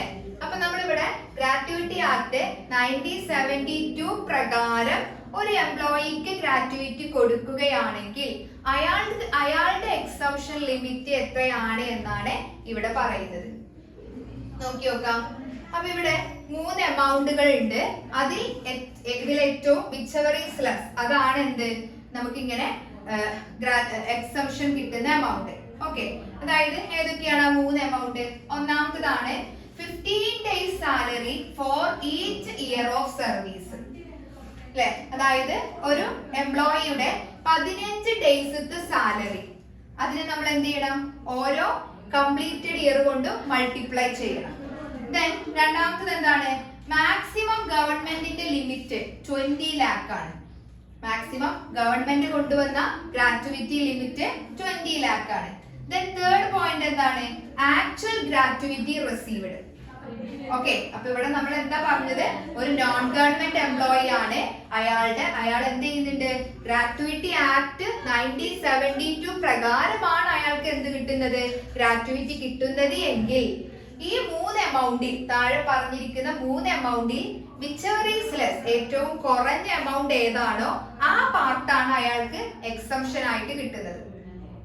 ഓക്കെ, അപ്പൊ ഇവിടെ 15 days സാലറി എന്ന് പറയുമ്പോൾ നമ്മൾ സാലറി ആയി കണക്കാക്കേണ്ടത് എന്താണ്, അതായത് ഇയാളെ ലാസ്റ്റ് ഡ്രോൺ സാലറി, അതായത് റിട്ടയർമെന്റ് നമ്മൾ ഓൾറെഡി പറഞ്ഞു ഗ്രാറ്റുവിറ്റി കിട്ടുന്നത് എപ്പോഴാണ്? റിട്ടയർമെന്റിന് ശേഷമാണ് അല്ലെ. അപ്പൊ റിട്ടയർമെന്റ് ചെയ്യുന്ന ആ ഒരു മാസത്തില് അയാൾ ലാസ്റ്റ് ആയിട്ട് വിഡ്രോ ചെയ്തിട്ടുള്ള സാലറി എത്രയാണോ അതും അതിന്റെ കൂടെ DA under the terms of employment ആണെങ്കിൽ അതും കൂടി നമ്മൾ ഉൾപ്പെടുത്തിയിട്ടുള്ള സാലറിയാണ് ഈ 15 ഡേയ്സ് സാലറി. ഓക്കെ, അപ്പൊ ഇനി നമ്മൾ എങ്ങനെയാണ് ഈ 15 ഡേയ്സ് സാലറി കാൽക്കുലേറ്റ് ചെയ്യുന്നത്? 15 ഡേയ്സ് സാലറി കാൽക്കുലേറ്റ് ചെയ്യുന്നത് 15 days salary is equal to salary drawn in last month. അതായത് ഈ ഒരു എംപ്ലോയി റിട്ടയർ ചെയ്യുന്ന ആ മന്തില് ലാസ്റ്റ് ആയിട്ട് വിഡ്രോ ചെയ്തിട്ടുള്ള അല്ലെങ്കിൽ ലാസ്റ്റ് ആയിട്ട് അയാൾ വാങ്ങിയിട്ടുള്ള സാലറി ഡിവൈഡഡ് ബൈ 26. ഈ 26 എന്താണ്? ഇവിടെ ഒരു മന്തിനെ 26 ഡേയ്സ് ആയിട്ടാണ് എടുക്കുന്നത് അല്ലെ. 26 ഡേയ്സ് അല്ലേ നമ്മൾ സാധാരണ വർക്കിംഗ് ഡേയ്സ് ആയിട്ടുള്ളത്. അപ്പൊ ഒരു month is equal to 26 days. അപ്പൊ ഇത് നമ്മൾ ചെയ്യുമ്പോൾ അതായത് ഇപ്പോ ഇയാൾ ലാസ്റ്റ് ആയിട്ട് വാങ്ങിയത് ഇപ്പൊ ഒരു 10,000 രൂപയാണെന്ന് വിചാരിച്ചു. 10,000 ഡിവൈഡഡ് ബൈ 26 ചെയ്യുമ്പോൾ നമുക്ക് എന്ത് കിട്ടും? ഒരു ദിവസത്തെ സാലറി കിട്ടും അല്ലെ. അപ്പൊ നമുക്ക് എന്താ കാൽക്കുലേറ്റ് ചെയ്യാൻ പറയുന്നത്? 15 ഡേയ്സത്തെ സാലറിയാണ് കാൽക്കുലേറ്റ് ചെയ്യാൻ പറയുന്നത്. ഓക്കെ, അപ്പൊ ഇത് മാത്രം ചെയ്യുമ്പോൾ നമുക്ക് ഒരു ദിവസത്തെ സാലറി കിട്ടും അല്ലെ. അതിനെ നമ്മൾ എന്ത് ചെയ്താൽ മതി? 15 ഡേയ്സ് കൊണ്ട് ഇൻഡ്യൂ ചെയ്താൽ മതി അല്ലെ. അപ്പൊ നമുക്ക് ഇങ്ങനെ പറയാം, 15 days salary is equal to salary drawn in last month divided by 26 into 15. അപ്പൊ നമുക്ക് എന്ത് കിട്ടും? 15 ഡേയ്സത്തെ സാലറി കിട്ടും. ഇനി എന്ത് ചെയ്യണം? ഇനി ഇയാള് എത്ര വർഷം ആ ഒരു കമ്പനിയിൽ വർക്ക് ചെയ്തു എന്ന് നോക്കണം. കംപ്ലീറ്റഡ് ഇയർ നോക്കണം അല്ലെ. ഇപ്പൊ ഇവിടെ കംപ്ലീറ്റഡ് ഇയർ എന്ന് പറഞ്ഞപ്പോ ഇപ്പൊ ഇവിടെ ഒരു എക്സാമ്പിൾ ആയിട്ട് പറയുകയാണെങ്കിൽ എക്സ് എന്ന വ്യക്തി 26 വർഷവും 6 മാസവും ഒരു കമ്പനിയിൽ വർക്ക് ചെയ്തു എന്ന് വിചാരിച്ചോ. ഓക്കെ, 6 മാസവും ഒരു കമ്പനിയിൽ വർക്ക് ചെയ്തു എന്ന് വിചാരിച്ചോ. അപ്പൊ നമ്മൾ നേരത്തെ കേസിൽ പറഞ്ഞിട്ടുണ്ടായിരുന്നു ഫ്രാക്ഷനെ നമ്മൾ ഒഴിവാക്കണം അല്ലെ. എൻകാഷ്മെന്റ് ഓഫ് ഏൺഡ് ലീവ് ഒക്കെ പഠിച്ചപ്പോൾ പറഞ്ഞിട്ടുണ്ടായിരുന്നു ഇങ്ങനെ വരികയാണെന്നുണ്ടെങ്കിൽ നമ്മൾ അതിന്റെ ഫ്രാക്ഷനെ ഒഴിവാക്കുമെന്ന്. പക്ഷെ ഗ്രാറ്റുവിറ്റി കാൽക്കുലേറ്റ് ചെയ്യുമ്പോൾ അത് അവിടെയും ശ്രദ്ധിക്കണം. ഗ്രാറ്റുവിറ്റി ആക്ട് 1972 പ്രകാരമുള്ള അല്ലെങ്കിൽ ആ ഒരു ഗ്രാറ്റുവിറ്റി ആക്ട് കവർ ചെയ്യുന്ന രീതിയിലുള്ള ഗ്രാറ്റുവിറ്റിയാണ് ഇയാൾക്ക് കിട്ടിയിട്ടുള്ളത് എങ്കിൽ ഇയാളുടെ കംപ്ലീറ്റഡ് ഇയർ ഓഫ് സർവീസ് ഇപ്പൊ ഇവിടെ ഫ്രാക്ഷൻ ആയിട്ട് 6 മാസമോ അതിനേക്കാളും കൂടുതൽ മാസമോ വരികയാണെങ്കിൽ അതിനെ നമ്മൾ എന്താക്കി എടുക്കും? 27 ആക്കി എടുക്കും. ഓക്കെ, ഇവിടെ 26 വർഷവും അതായത് 26 ഇയറും 7 മന്ത് എന്നൊക്കെ പറയുകയാണെങ്കിൽ നോക്കൂ 6 മാസത്തിന് മുകളിലായി അല്ലെ. അപ്പൊ അതിന് നമ്മൾ എന്താക്കി എടുക്കും? നെക്സ്റ്റ് ഇയർ ആക്കി എടുക്കും. 27 ഇയർ ആക്കി എടുക്കും. ഓക്കെ, അപ്പൊ അതും കൂടെ നിങ്ങൾ നോട്ട് ചെയ്യണം. ഗ്രാറ്റുവിറ്റി ആക്ട് 1972 പ്രകാരം ഒരു എംപ്ലോയിക്ക് ഗ്രാറ്റുവിറ്റി കിട്ടുകയാണെങ്കിൽ അതിന്റെ എക്സെപ്റ്റഡ് പോർഷൻ കാണുമ്പോൾ നമ്മൾ എന്ത് ചെയ്യും? ഈ ഫ്രാക്ഷനെ നമ്മൾ ഇഗ്നോർ ചെയ്യില്ല.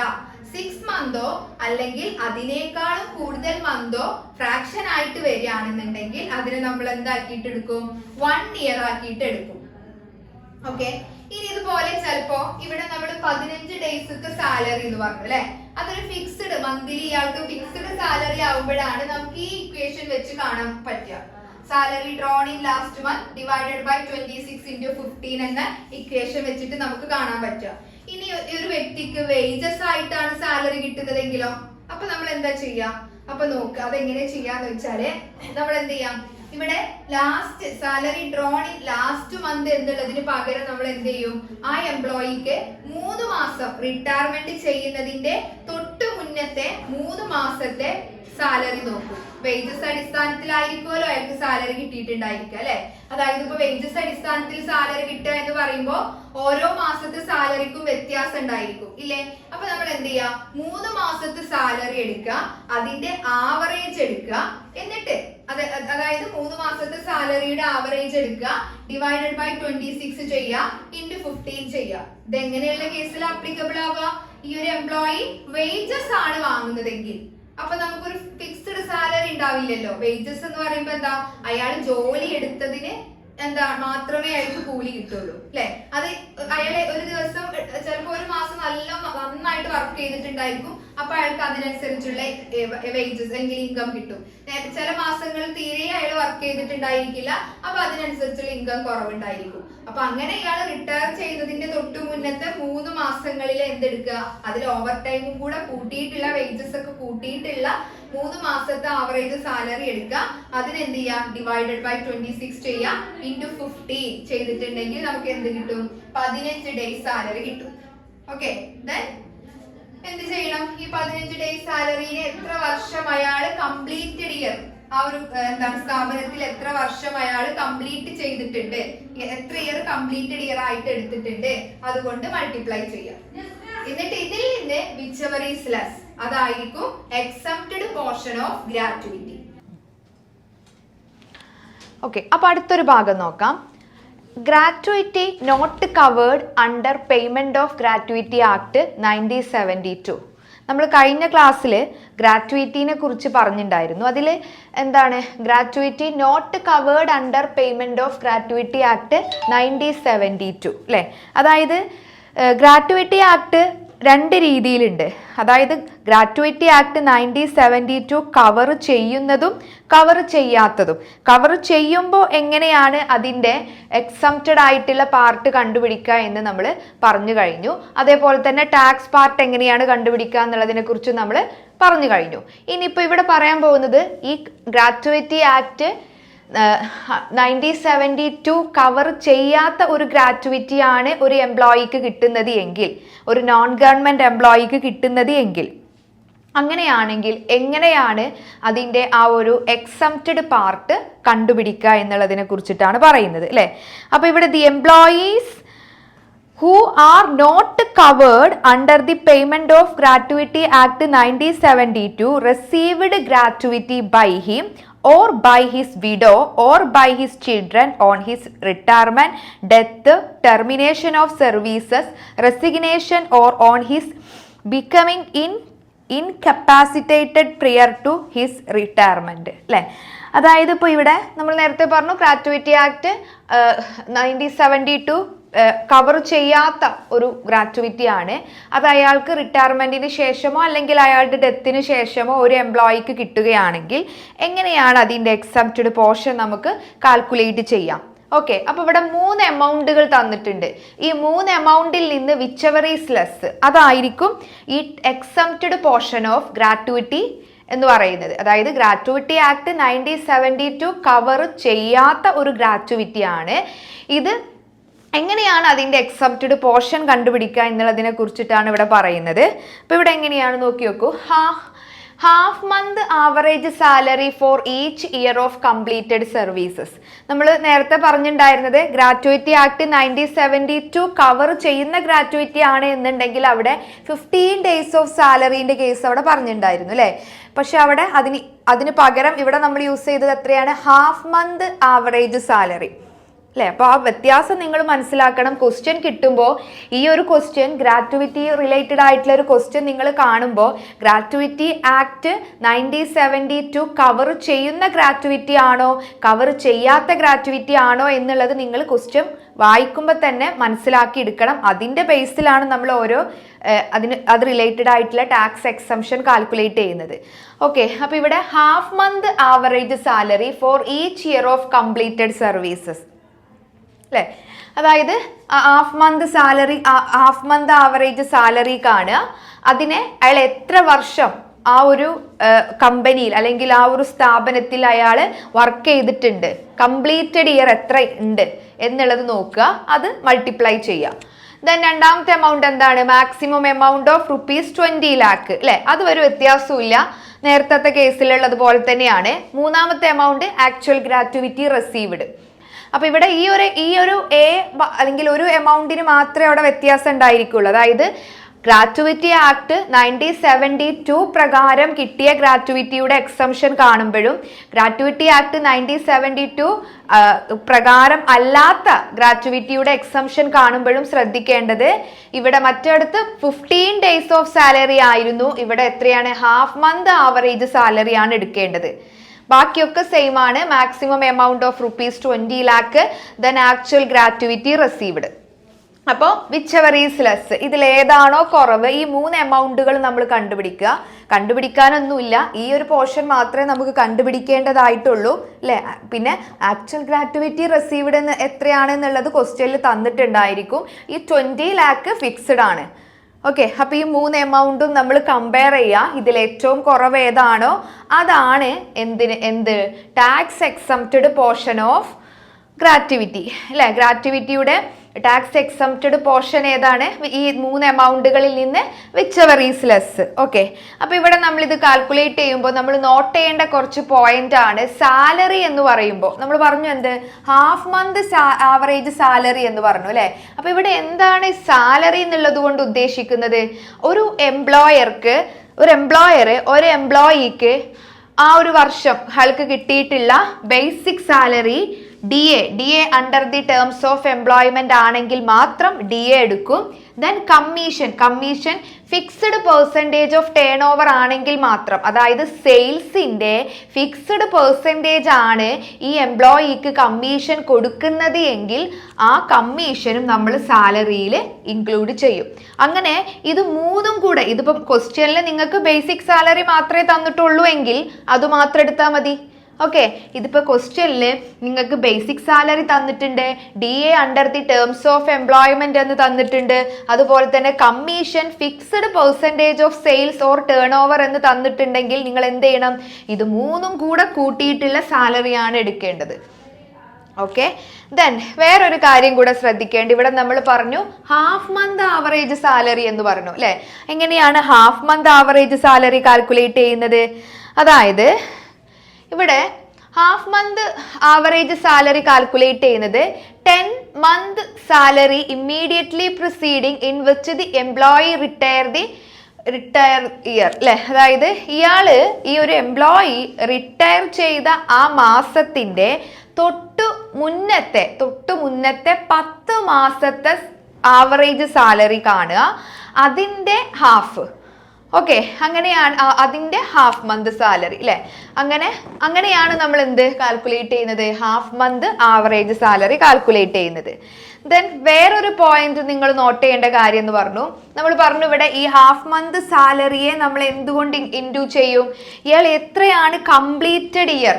നമ്മളൊരു ക്വസ്റ്റ്യൻ കാണുമ്പോൾ നിങ്ങൾക്ക് ക്ലിയർ ആയിട്ട് മനസ്സിലാവും. കംപ്ലീറ്റഡ് ഇയർ, ഇപ്പോൾ ഒരു എക്സാമ്പിൾ ആയിട്ട് പറയുകയാണെങ്കിൽ ഒരു എംപ്ലോയി ഒരു കമ്പനിയിൽ 25 ഇയറും അതേപോലെ തന്നെ 25 ഇയർ ആൻഡ് 6 months അയാൾ ഒരു കമ്പനിയിൽ വർക്ക് ചെയ്തു എന്ന് വിചാരിക്കുക. ഓക്കെ, അപ്പം നമ്മൾ നേരത്തെ കേസിൽ, അതായത് ഗ്രാറ്റുവിറ്റി ആക്ട് 1972 പ്രകാരം ആ ഒരു കേസിൽ അതായത് ഗ്രാറ്റുവിറ്റി ആക്ട് 1972 കവർ ചെയ്യുന്ന ഒരു ഗ്രാറ്റുവിറ്റി ആണെങ്കിൽ നമ്മൾ പറഞ്ഞിട്ടുണ്ടായിരുന്നു ഫ്രാക്ഷൻ നമ്മൾ ഇഗ്നോർ ചെയ്യരുത്. അതായത് ഫ്രാക്ഷൻ ഇപ്പോൾ ഇവിടെ 25 ഇയേഴ്സ് 6 months 25 ഇയേഴ്സും ആൻഡ് 6 months ഇങ്ങനെയൊക്കെയാണെന്നുണ്ടെങ്കിൽ നമ്മൾ എന്താക്കിയെടുക്കും ഇതിനെ? അതായത് 6 മാസമോ അതിനേക്കാളും കൂടുതൽ മന്തോ ഫ്രാക്ഷൻ ആയിട്ട് വരികയാണെങ്കിൽ നമ്മൾ ഇവിടുത്തെ കംപ്ലീറ്റഡ് ഇയർ 26 ഇയേഴ്സ് ആയിട്ട് എടുക്കും അല്ലേ. അല്ലെങ്കിൽ ഇപ്പോൾ ഇവിടെ 25 ഇയറും അതുപോലെ തന്നെ 2 months ആണെങ്കിൽ നമുക്ക് ഇവിടെ എത്രയായിരിക്കും കംപ്ലീറ്റഡ് ഇയർ? 25 ഇയേഴ്സ് തന്നെയാണ്.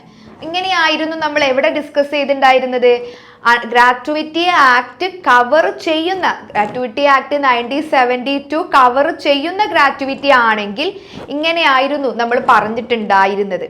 അപ്പൊ ഇവിടെ ഈ ഒരു കേസ് ഇവിടെ ഇപ്പൊ നമ്മൾ ഡിസ്കസ് ചെയ്യുന്ന ഭാഗം എന്താണ്?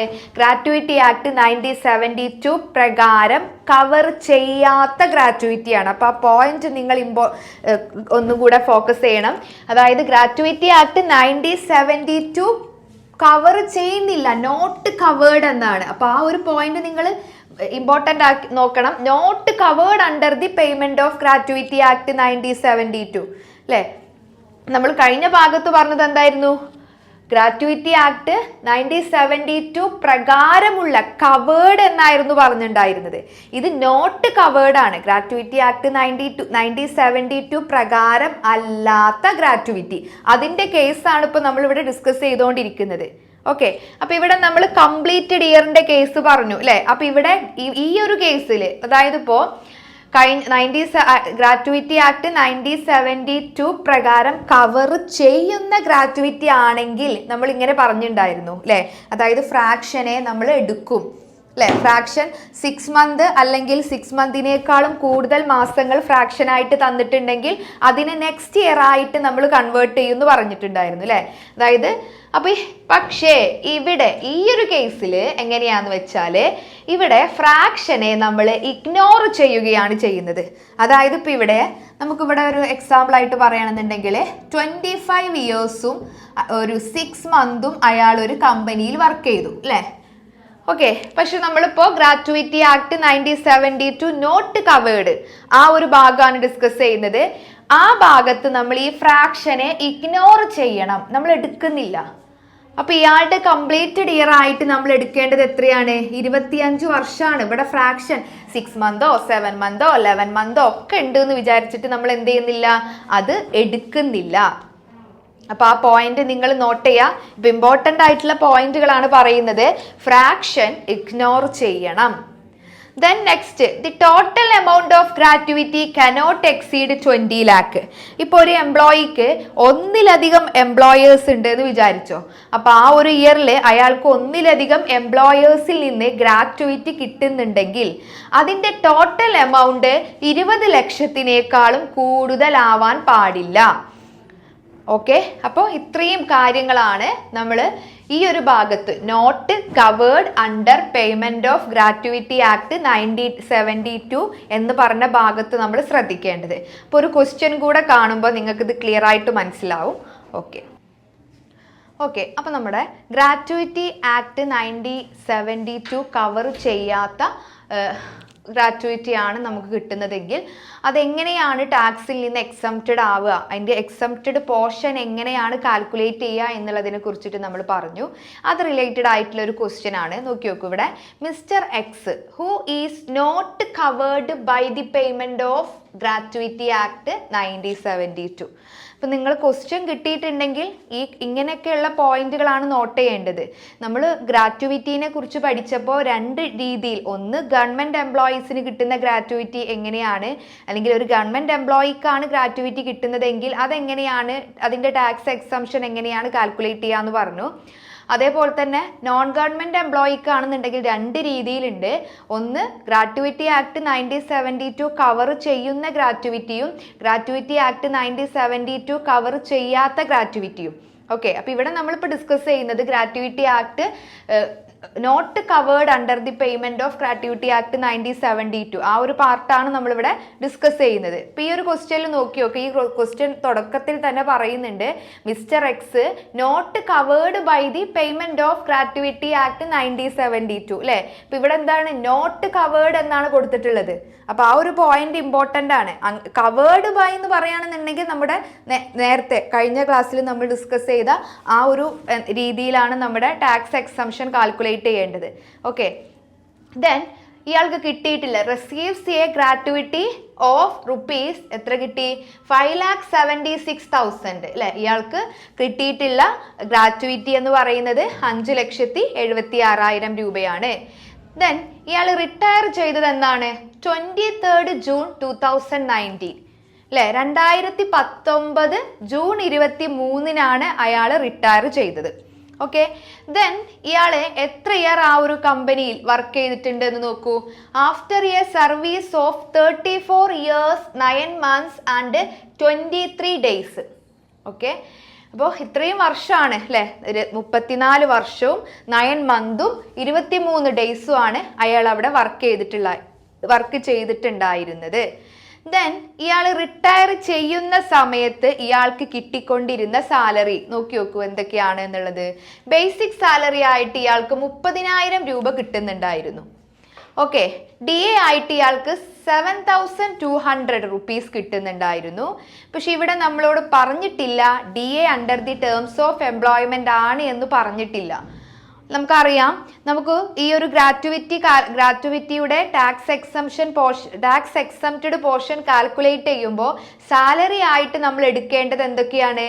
Basic salary, D A under the terms of employment ആണെങ്കിൽ മാത്രം. അതുപോലെ തന്നെ കമ്മീഷനും എങ്ങനെയായിരിക്കണം? Fixed percentage of sales. ഇങ്ങനെയാണെങ്കിൽ മാത്രമേ ഇവയൊക്കെ നമ്മൾ ആ ബേസിക് സാലറിയുടെ കൂടെ ഉൾപ്പെടുത്തുകയുള്ളൂ. അപ്പം നമ്മുടെ ക്വസ്റ്റ്യനിൽ എന്തു മാത്രമേ തന്നിട്ടുള്ളൂ? ബേസിക് സാലറി 30,000 എന്ന് തന്നിട്ടുണ്ട്. ഡി എ 7,200 എന്നാണ് തന്നിട്ടുള്ളത്. പക്ഷെ ഇവിടെ under the terms of employment ആണ് എന്ന് പറഞ്ഞിട്ടില്ല. സോ നമുക്ക് എന്ത് ചെയ്യേണ്ട ആവശ്യമില്ല, ഡി എനെ എടുക്കേണ്ട കാര്യമില്ല. Then annual increment in basic salary ₹1,200 per month അല്ലെ. എന്താണ്? Per month falls due on 1st January every year. ഇയാൾക്ക് എല്ലാ വർഷവും ജനുവരി മാസത്തിൽ 1,200 രൂപ വെച്ചിട്ട് ഇയാളുടെ സാലറി ഇൻക്രീസ് ചെയ്തുകൊണ്ടിരിക്കുന്നുണ്ട്. ഓക്കെ, അപ്പൊ ഇത്രയും കാര്യങ്ങളാണ് ക്വസ്റ്റ്യനിൽ തന്നിട്ടുള്ളത്. ഇതിന്റെ ബേസിൽ നിങ്ങളോട് കാൽക്കുലേറ്റ് ചെയ്യാൻ പറഞ്ഞിട്ടുള്ളത്. ഡി എ നമുക്കറിയാം, ഗ്രാറ്റുവിറ്റി ആക്ട് 1972 കവർ ചെയ്യാത്ത ഗ്രാറ്റുവിറ്റിയാണ് ഇയാൾക്ക് കിട്ടുന്നത്. അപ്പൊ നമുക്കറിയാം എന്തൊക്കെയാണ് കണ്ടീഷൻ. ഹാഫ് മന്ത് സാലറി അല്ലെ, ഹാഫ് മന്ത് സാലറി എടുക്കണം. ദെൻ അതുപോലെ തന്നെ എന്താണ് 20 lakh അല്ലെ, മാക്സിമം എമൗണ്ട് 20 lakh. അതുപോലെ തന്നെ actual amount of gratuity received. ഈ 3 എമൗണ്ടിൽ നിന്ന് ഏറ്റവും ലീസ്റ്റ് എമൗണ്ട് ഏതാണോ അതാണ് ടാക്സ് എക്സംപ്റ്റഡ് പോർഷൻ ആയിട്ട് നമ്മൾ കാൽക്കുലേറ്റ് ചെയ്യുന്നത്. ഓക്കെ, അപ്പൊ ഇവിടെ നോക്കി നോക്കാം എന്തൊക്കെയാണ്. ആദ്യം നമുക്ക് കാൽക്കുലേറ്റ് ചെയ്യണം half month average salary. Okay, half month average salary calculate ചെയ്യണം എന്നുണ്ടെങ്കിൽ നമുക്കറിയാം ഹാഫ് മന്ത് ആവറേജ് സാലറി എങ്ങനെയാണ് കാൽക്കുലേറ്റ് ചെയ്യുന്നത്. 10 മാസത്തെ ഇയാൾ റിട്ടയർ ചെയ്ത മാസത്തിന്റെ തൊട്ട് മുന്നത്തെ 10 മാസത്തെ ആവറേജ് സാലറി കാണുക, അതിന്റെ ഹാഫ് എടുക്കുക. ഓക്കെ, അപ്പോൾ എങ്ങനെ നോക്കി നോക്കൂ. ഇയാൾ എന്നാണ് റിട്ടയർ ചെയ്തത്? 23 ജൂൺ 2019 ഇയാൾ റിട്ടയർ ചെയ്തത്. ഓക്കെ, അപ്പൊ ഇവിടെ ഇയാൾ റിട്ടയർ ചെയ്ത മാസത്തിന്റെ തൊട്ട് മുമ്പത്തെ 10 മാസങ്ങൾ എടുക്കുക. അപ്പൊ ഏത് മുതലായിരിക്കും? 2018 ഓഗസ്റ്റ് മുതലാണ് ഇയാളുടെ 10 മാസം സ്റ്റാർട്ട് ചെയ്യുന്നത്. എങ്ങനെയാ കിട്ടിയത്? ഇയാൾ എന്നാണോ റിട്ടയർ ചെയ്യുന്നത് അതിന്റെ തൊട്ട് മുന്നത്തെ 10 മാസങ്ങൾ ഏതൊക്കെയായിരിക്കും? 2018 August, September, October, November, December, ജനുവരി, ഫെബ്രുവരി, മാർച്ച്, ഏപ്രിൽ, മെയ് അല്ലെ. ജൂണിലാണ് ഇയാൾ റിട്ടയർ ചെയ്തത്. ഈ ജൂൺ മാസത്തിന്റെ തൊട്ട് മുന്നത്തെ 10 മാസങ്ങൾ എന്ന് പറയുന്നത് ഇങ്ങനെയാണ് അല്ലെ. അപ്പൊ ഇവിടെ നമ്മൾ 2018 ഓഗസ്റ്റ് മുതൽ എടുക്കുക. ഓക്കെ, അപ്പൊ ഇവിടെ നമ്മളോട് പറഞ്ഞിട്ടുണ്ട് ഇയാൾ റിട്ടയർ ചെയ്യുന്ന സമയത്ത് ഇയാളുടെ സാലറി 30,000 രൂപയാണ് എന്ന്. ഓക്കെ, അതേപോലെ തന്നെ ഓരോ വർഷവും ഇയാൾക്ക് 1,200 രൂപ വെച്ച് കൂടിയിട്ടുണ്ട് എന്നും പറയുന്നുണ്ട്. ഓക്കെ, അങ്ങനെയാണ് എന്നുണ്ടെങ്കിൽ റിട്ടയർ ചെയ്യുന്ന ആ സമയത്ത് ഇയാൾക്ക് 30,000 രൂപ ആണ് സാലറി. അപ്പൊ ഇവിടെ എന്താണ് അത് എന്നായിരിക്കും ഇത് 30,000 രൂപ ആയിട്ടുണ്ടായിരിക്കുക? എല്ലാ വർഷവും ജനുവരി മാസം ഇയാൾക്ക് 1,200 രൂപ വെച്ച് കൂടുന്നുണ്ടെന്ന് പറഞ്ഞു. അങ്ങനെയാണെങ്കിൽ ഈ 30,000 രൂപ എന്താണ് ഏത് മാസം മുതലായിരിക്കുക? 2019 ജനുവരി മുതൽ ഇയാൾ റിട്ടയർ ചെയ്ത മാസം വരെയാണ് ഇയാൾക്ക് 30,000 രൂപ കിട്ടിയിട്ടുണ്ടായിരിക്കുക അല്ലെ. അതിന് മുന്നേ എത്രയായിരിക്കും സാലറി ഉണ്ടായിരിക്കുക? ഈ 30,000-ൽ നിന്ന് ഈ 1,200 മൈനസ് ചെയ്താൽ മതി. കാരണം എന്താണ്, ഇവിടെ നമ്മുടെ 10 മാസത്തെ, അതായത് ഇയാൾ റിട്ടയർ ചെയ്ത മന്തിന്റെ തൊട്ടു മുന്നത്തെ 10 മാസത്തെ സാലറിയാണ് എടുക്കാൻ പറഞ്ഞിട്ടുള്ളത്. അപ്പൊ ഇവിടെ ഇയാൾ റിട്ടയർ ചെയ്ത തൊട്ടു മുന്നത്തെ 10 മാസം എന്ന് പറയുമ്പോൾ ഓഗസ്റ്റ് 2018 മുതൽ മെയ് 2019 വരെയാണ് ഇയാളുടെ തൊട്ടു മുന്നത്തെ 10 മാസങ്ങൾ. ഓക്കെ, അപ്പൊ അങ്ങനെയാണെങ്കിൽ ഓഗസ്റ്റ് 2018 മുതൽ ഡിസംബർ 2018 വരെയുള്ള 5 മാസത്തെ സാലറി ഇയാളുടെ ശരിക്കും എത്രയായിരിക്കും? 28,800 രൂപയായിരിക്കും. കാരണം എന്താണ്, നെക്സ്റ്റ് ജനുവരി മുതൽ ഇയാളുടെ സാലറി 30,000 ആയിട്ടുണ്ട് അല്ലെ. എങ്ങനെ 30,000 ആയത്? ഈ 28,800 രൂപയിൽ 1,200 കൂട്ടുമ്പോൾ 30,000 രൂപയായി മാറി അല്ലെ. അപ്പൊ അങ്ങനെ എന്താണ് ഓഗസ്റ്റ് 2018 ടു ഡിസംബർ 2018 വരെ ഇയാളുടെ സാലറി ശരിക്കും 28,800 രൂപയാണ്. അപ്പൊ നമ്മൾ എന്ത് ചെയ്യുക, ആ 5 മാസം അല്ലെ, August, September, October, November, December, ഈ 5 മാസത്തെ ടോട്ടൽ സാലറി കാൽക്കുലേറ്റ് ചെയ്യുക. അതായത് 5 into 28,800 എത്ര കിട്ടും? 1,44,000 കിട്ടും. ഓക്കെ, ദെൻ ഇനി നെക്സ്റ്റ് 5 മന്ത്ത്തെ സാലറിയും കൂടെ കാണാം അല്ലെ. അതായത് 2019 ജനുവരി മുതൽ 2019 മെയ് വരെയുള്ള അല്ലെ. അപ്പൊ ഇയാളുടെ സാലറി അപ്പൊ 1,200 വെച്ച് കൂടിയത് 2019 ജനുവരി 1 മുതലാണ്. അങ്ങനെയാണ് ഇയാൾക്ക് എന്താണ് 30,000 രൂപയായത്. ഓക്കെ, അങ്ങനെയാണെന്നുണ്ടെങ്കിൽ എങ്ങനെയായിരിക്കും? അതായത് ജനുവരി, ഫെബ്രുവരി, മാർച്ച്, ഏപ്രിൽ, മെയ്, ഈ 5 മാസം എന്തുകൊണ്ട് മൾട്ടിപ്ലൈ ചെയ്യണം? 30,000 into 5 എത്ര കിട്ടും? 1,50,000 കിട്ടും. അങ്ങനെ മൊത്തം റിട്ടയർ ചെയ്യുന്ന മാസത്തിന്റെ തൊട്ടു മുമ്പത്തെ 10 മാസത്തെ സാലറി എന്ന് പറയുന്നത് എത്രയാണ്? 2,94,000 ആണ് അല്ലെ. എങ്ങനെ കിട്ടിയത് ഇത്? അതായത് 2018 ഓഗസ്റ്റ് മുതൽ ഡിസംബർ 2018 വരെ ഇയാൾക്ക് 28,800 ആയിരുന്നു.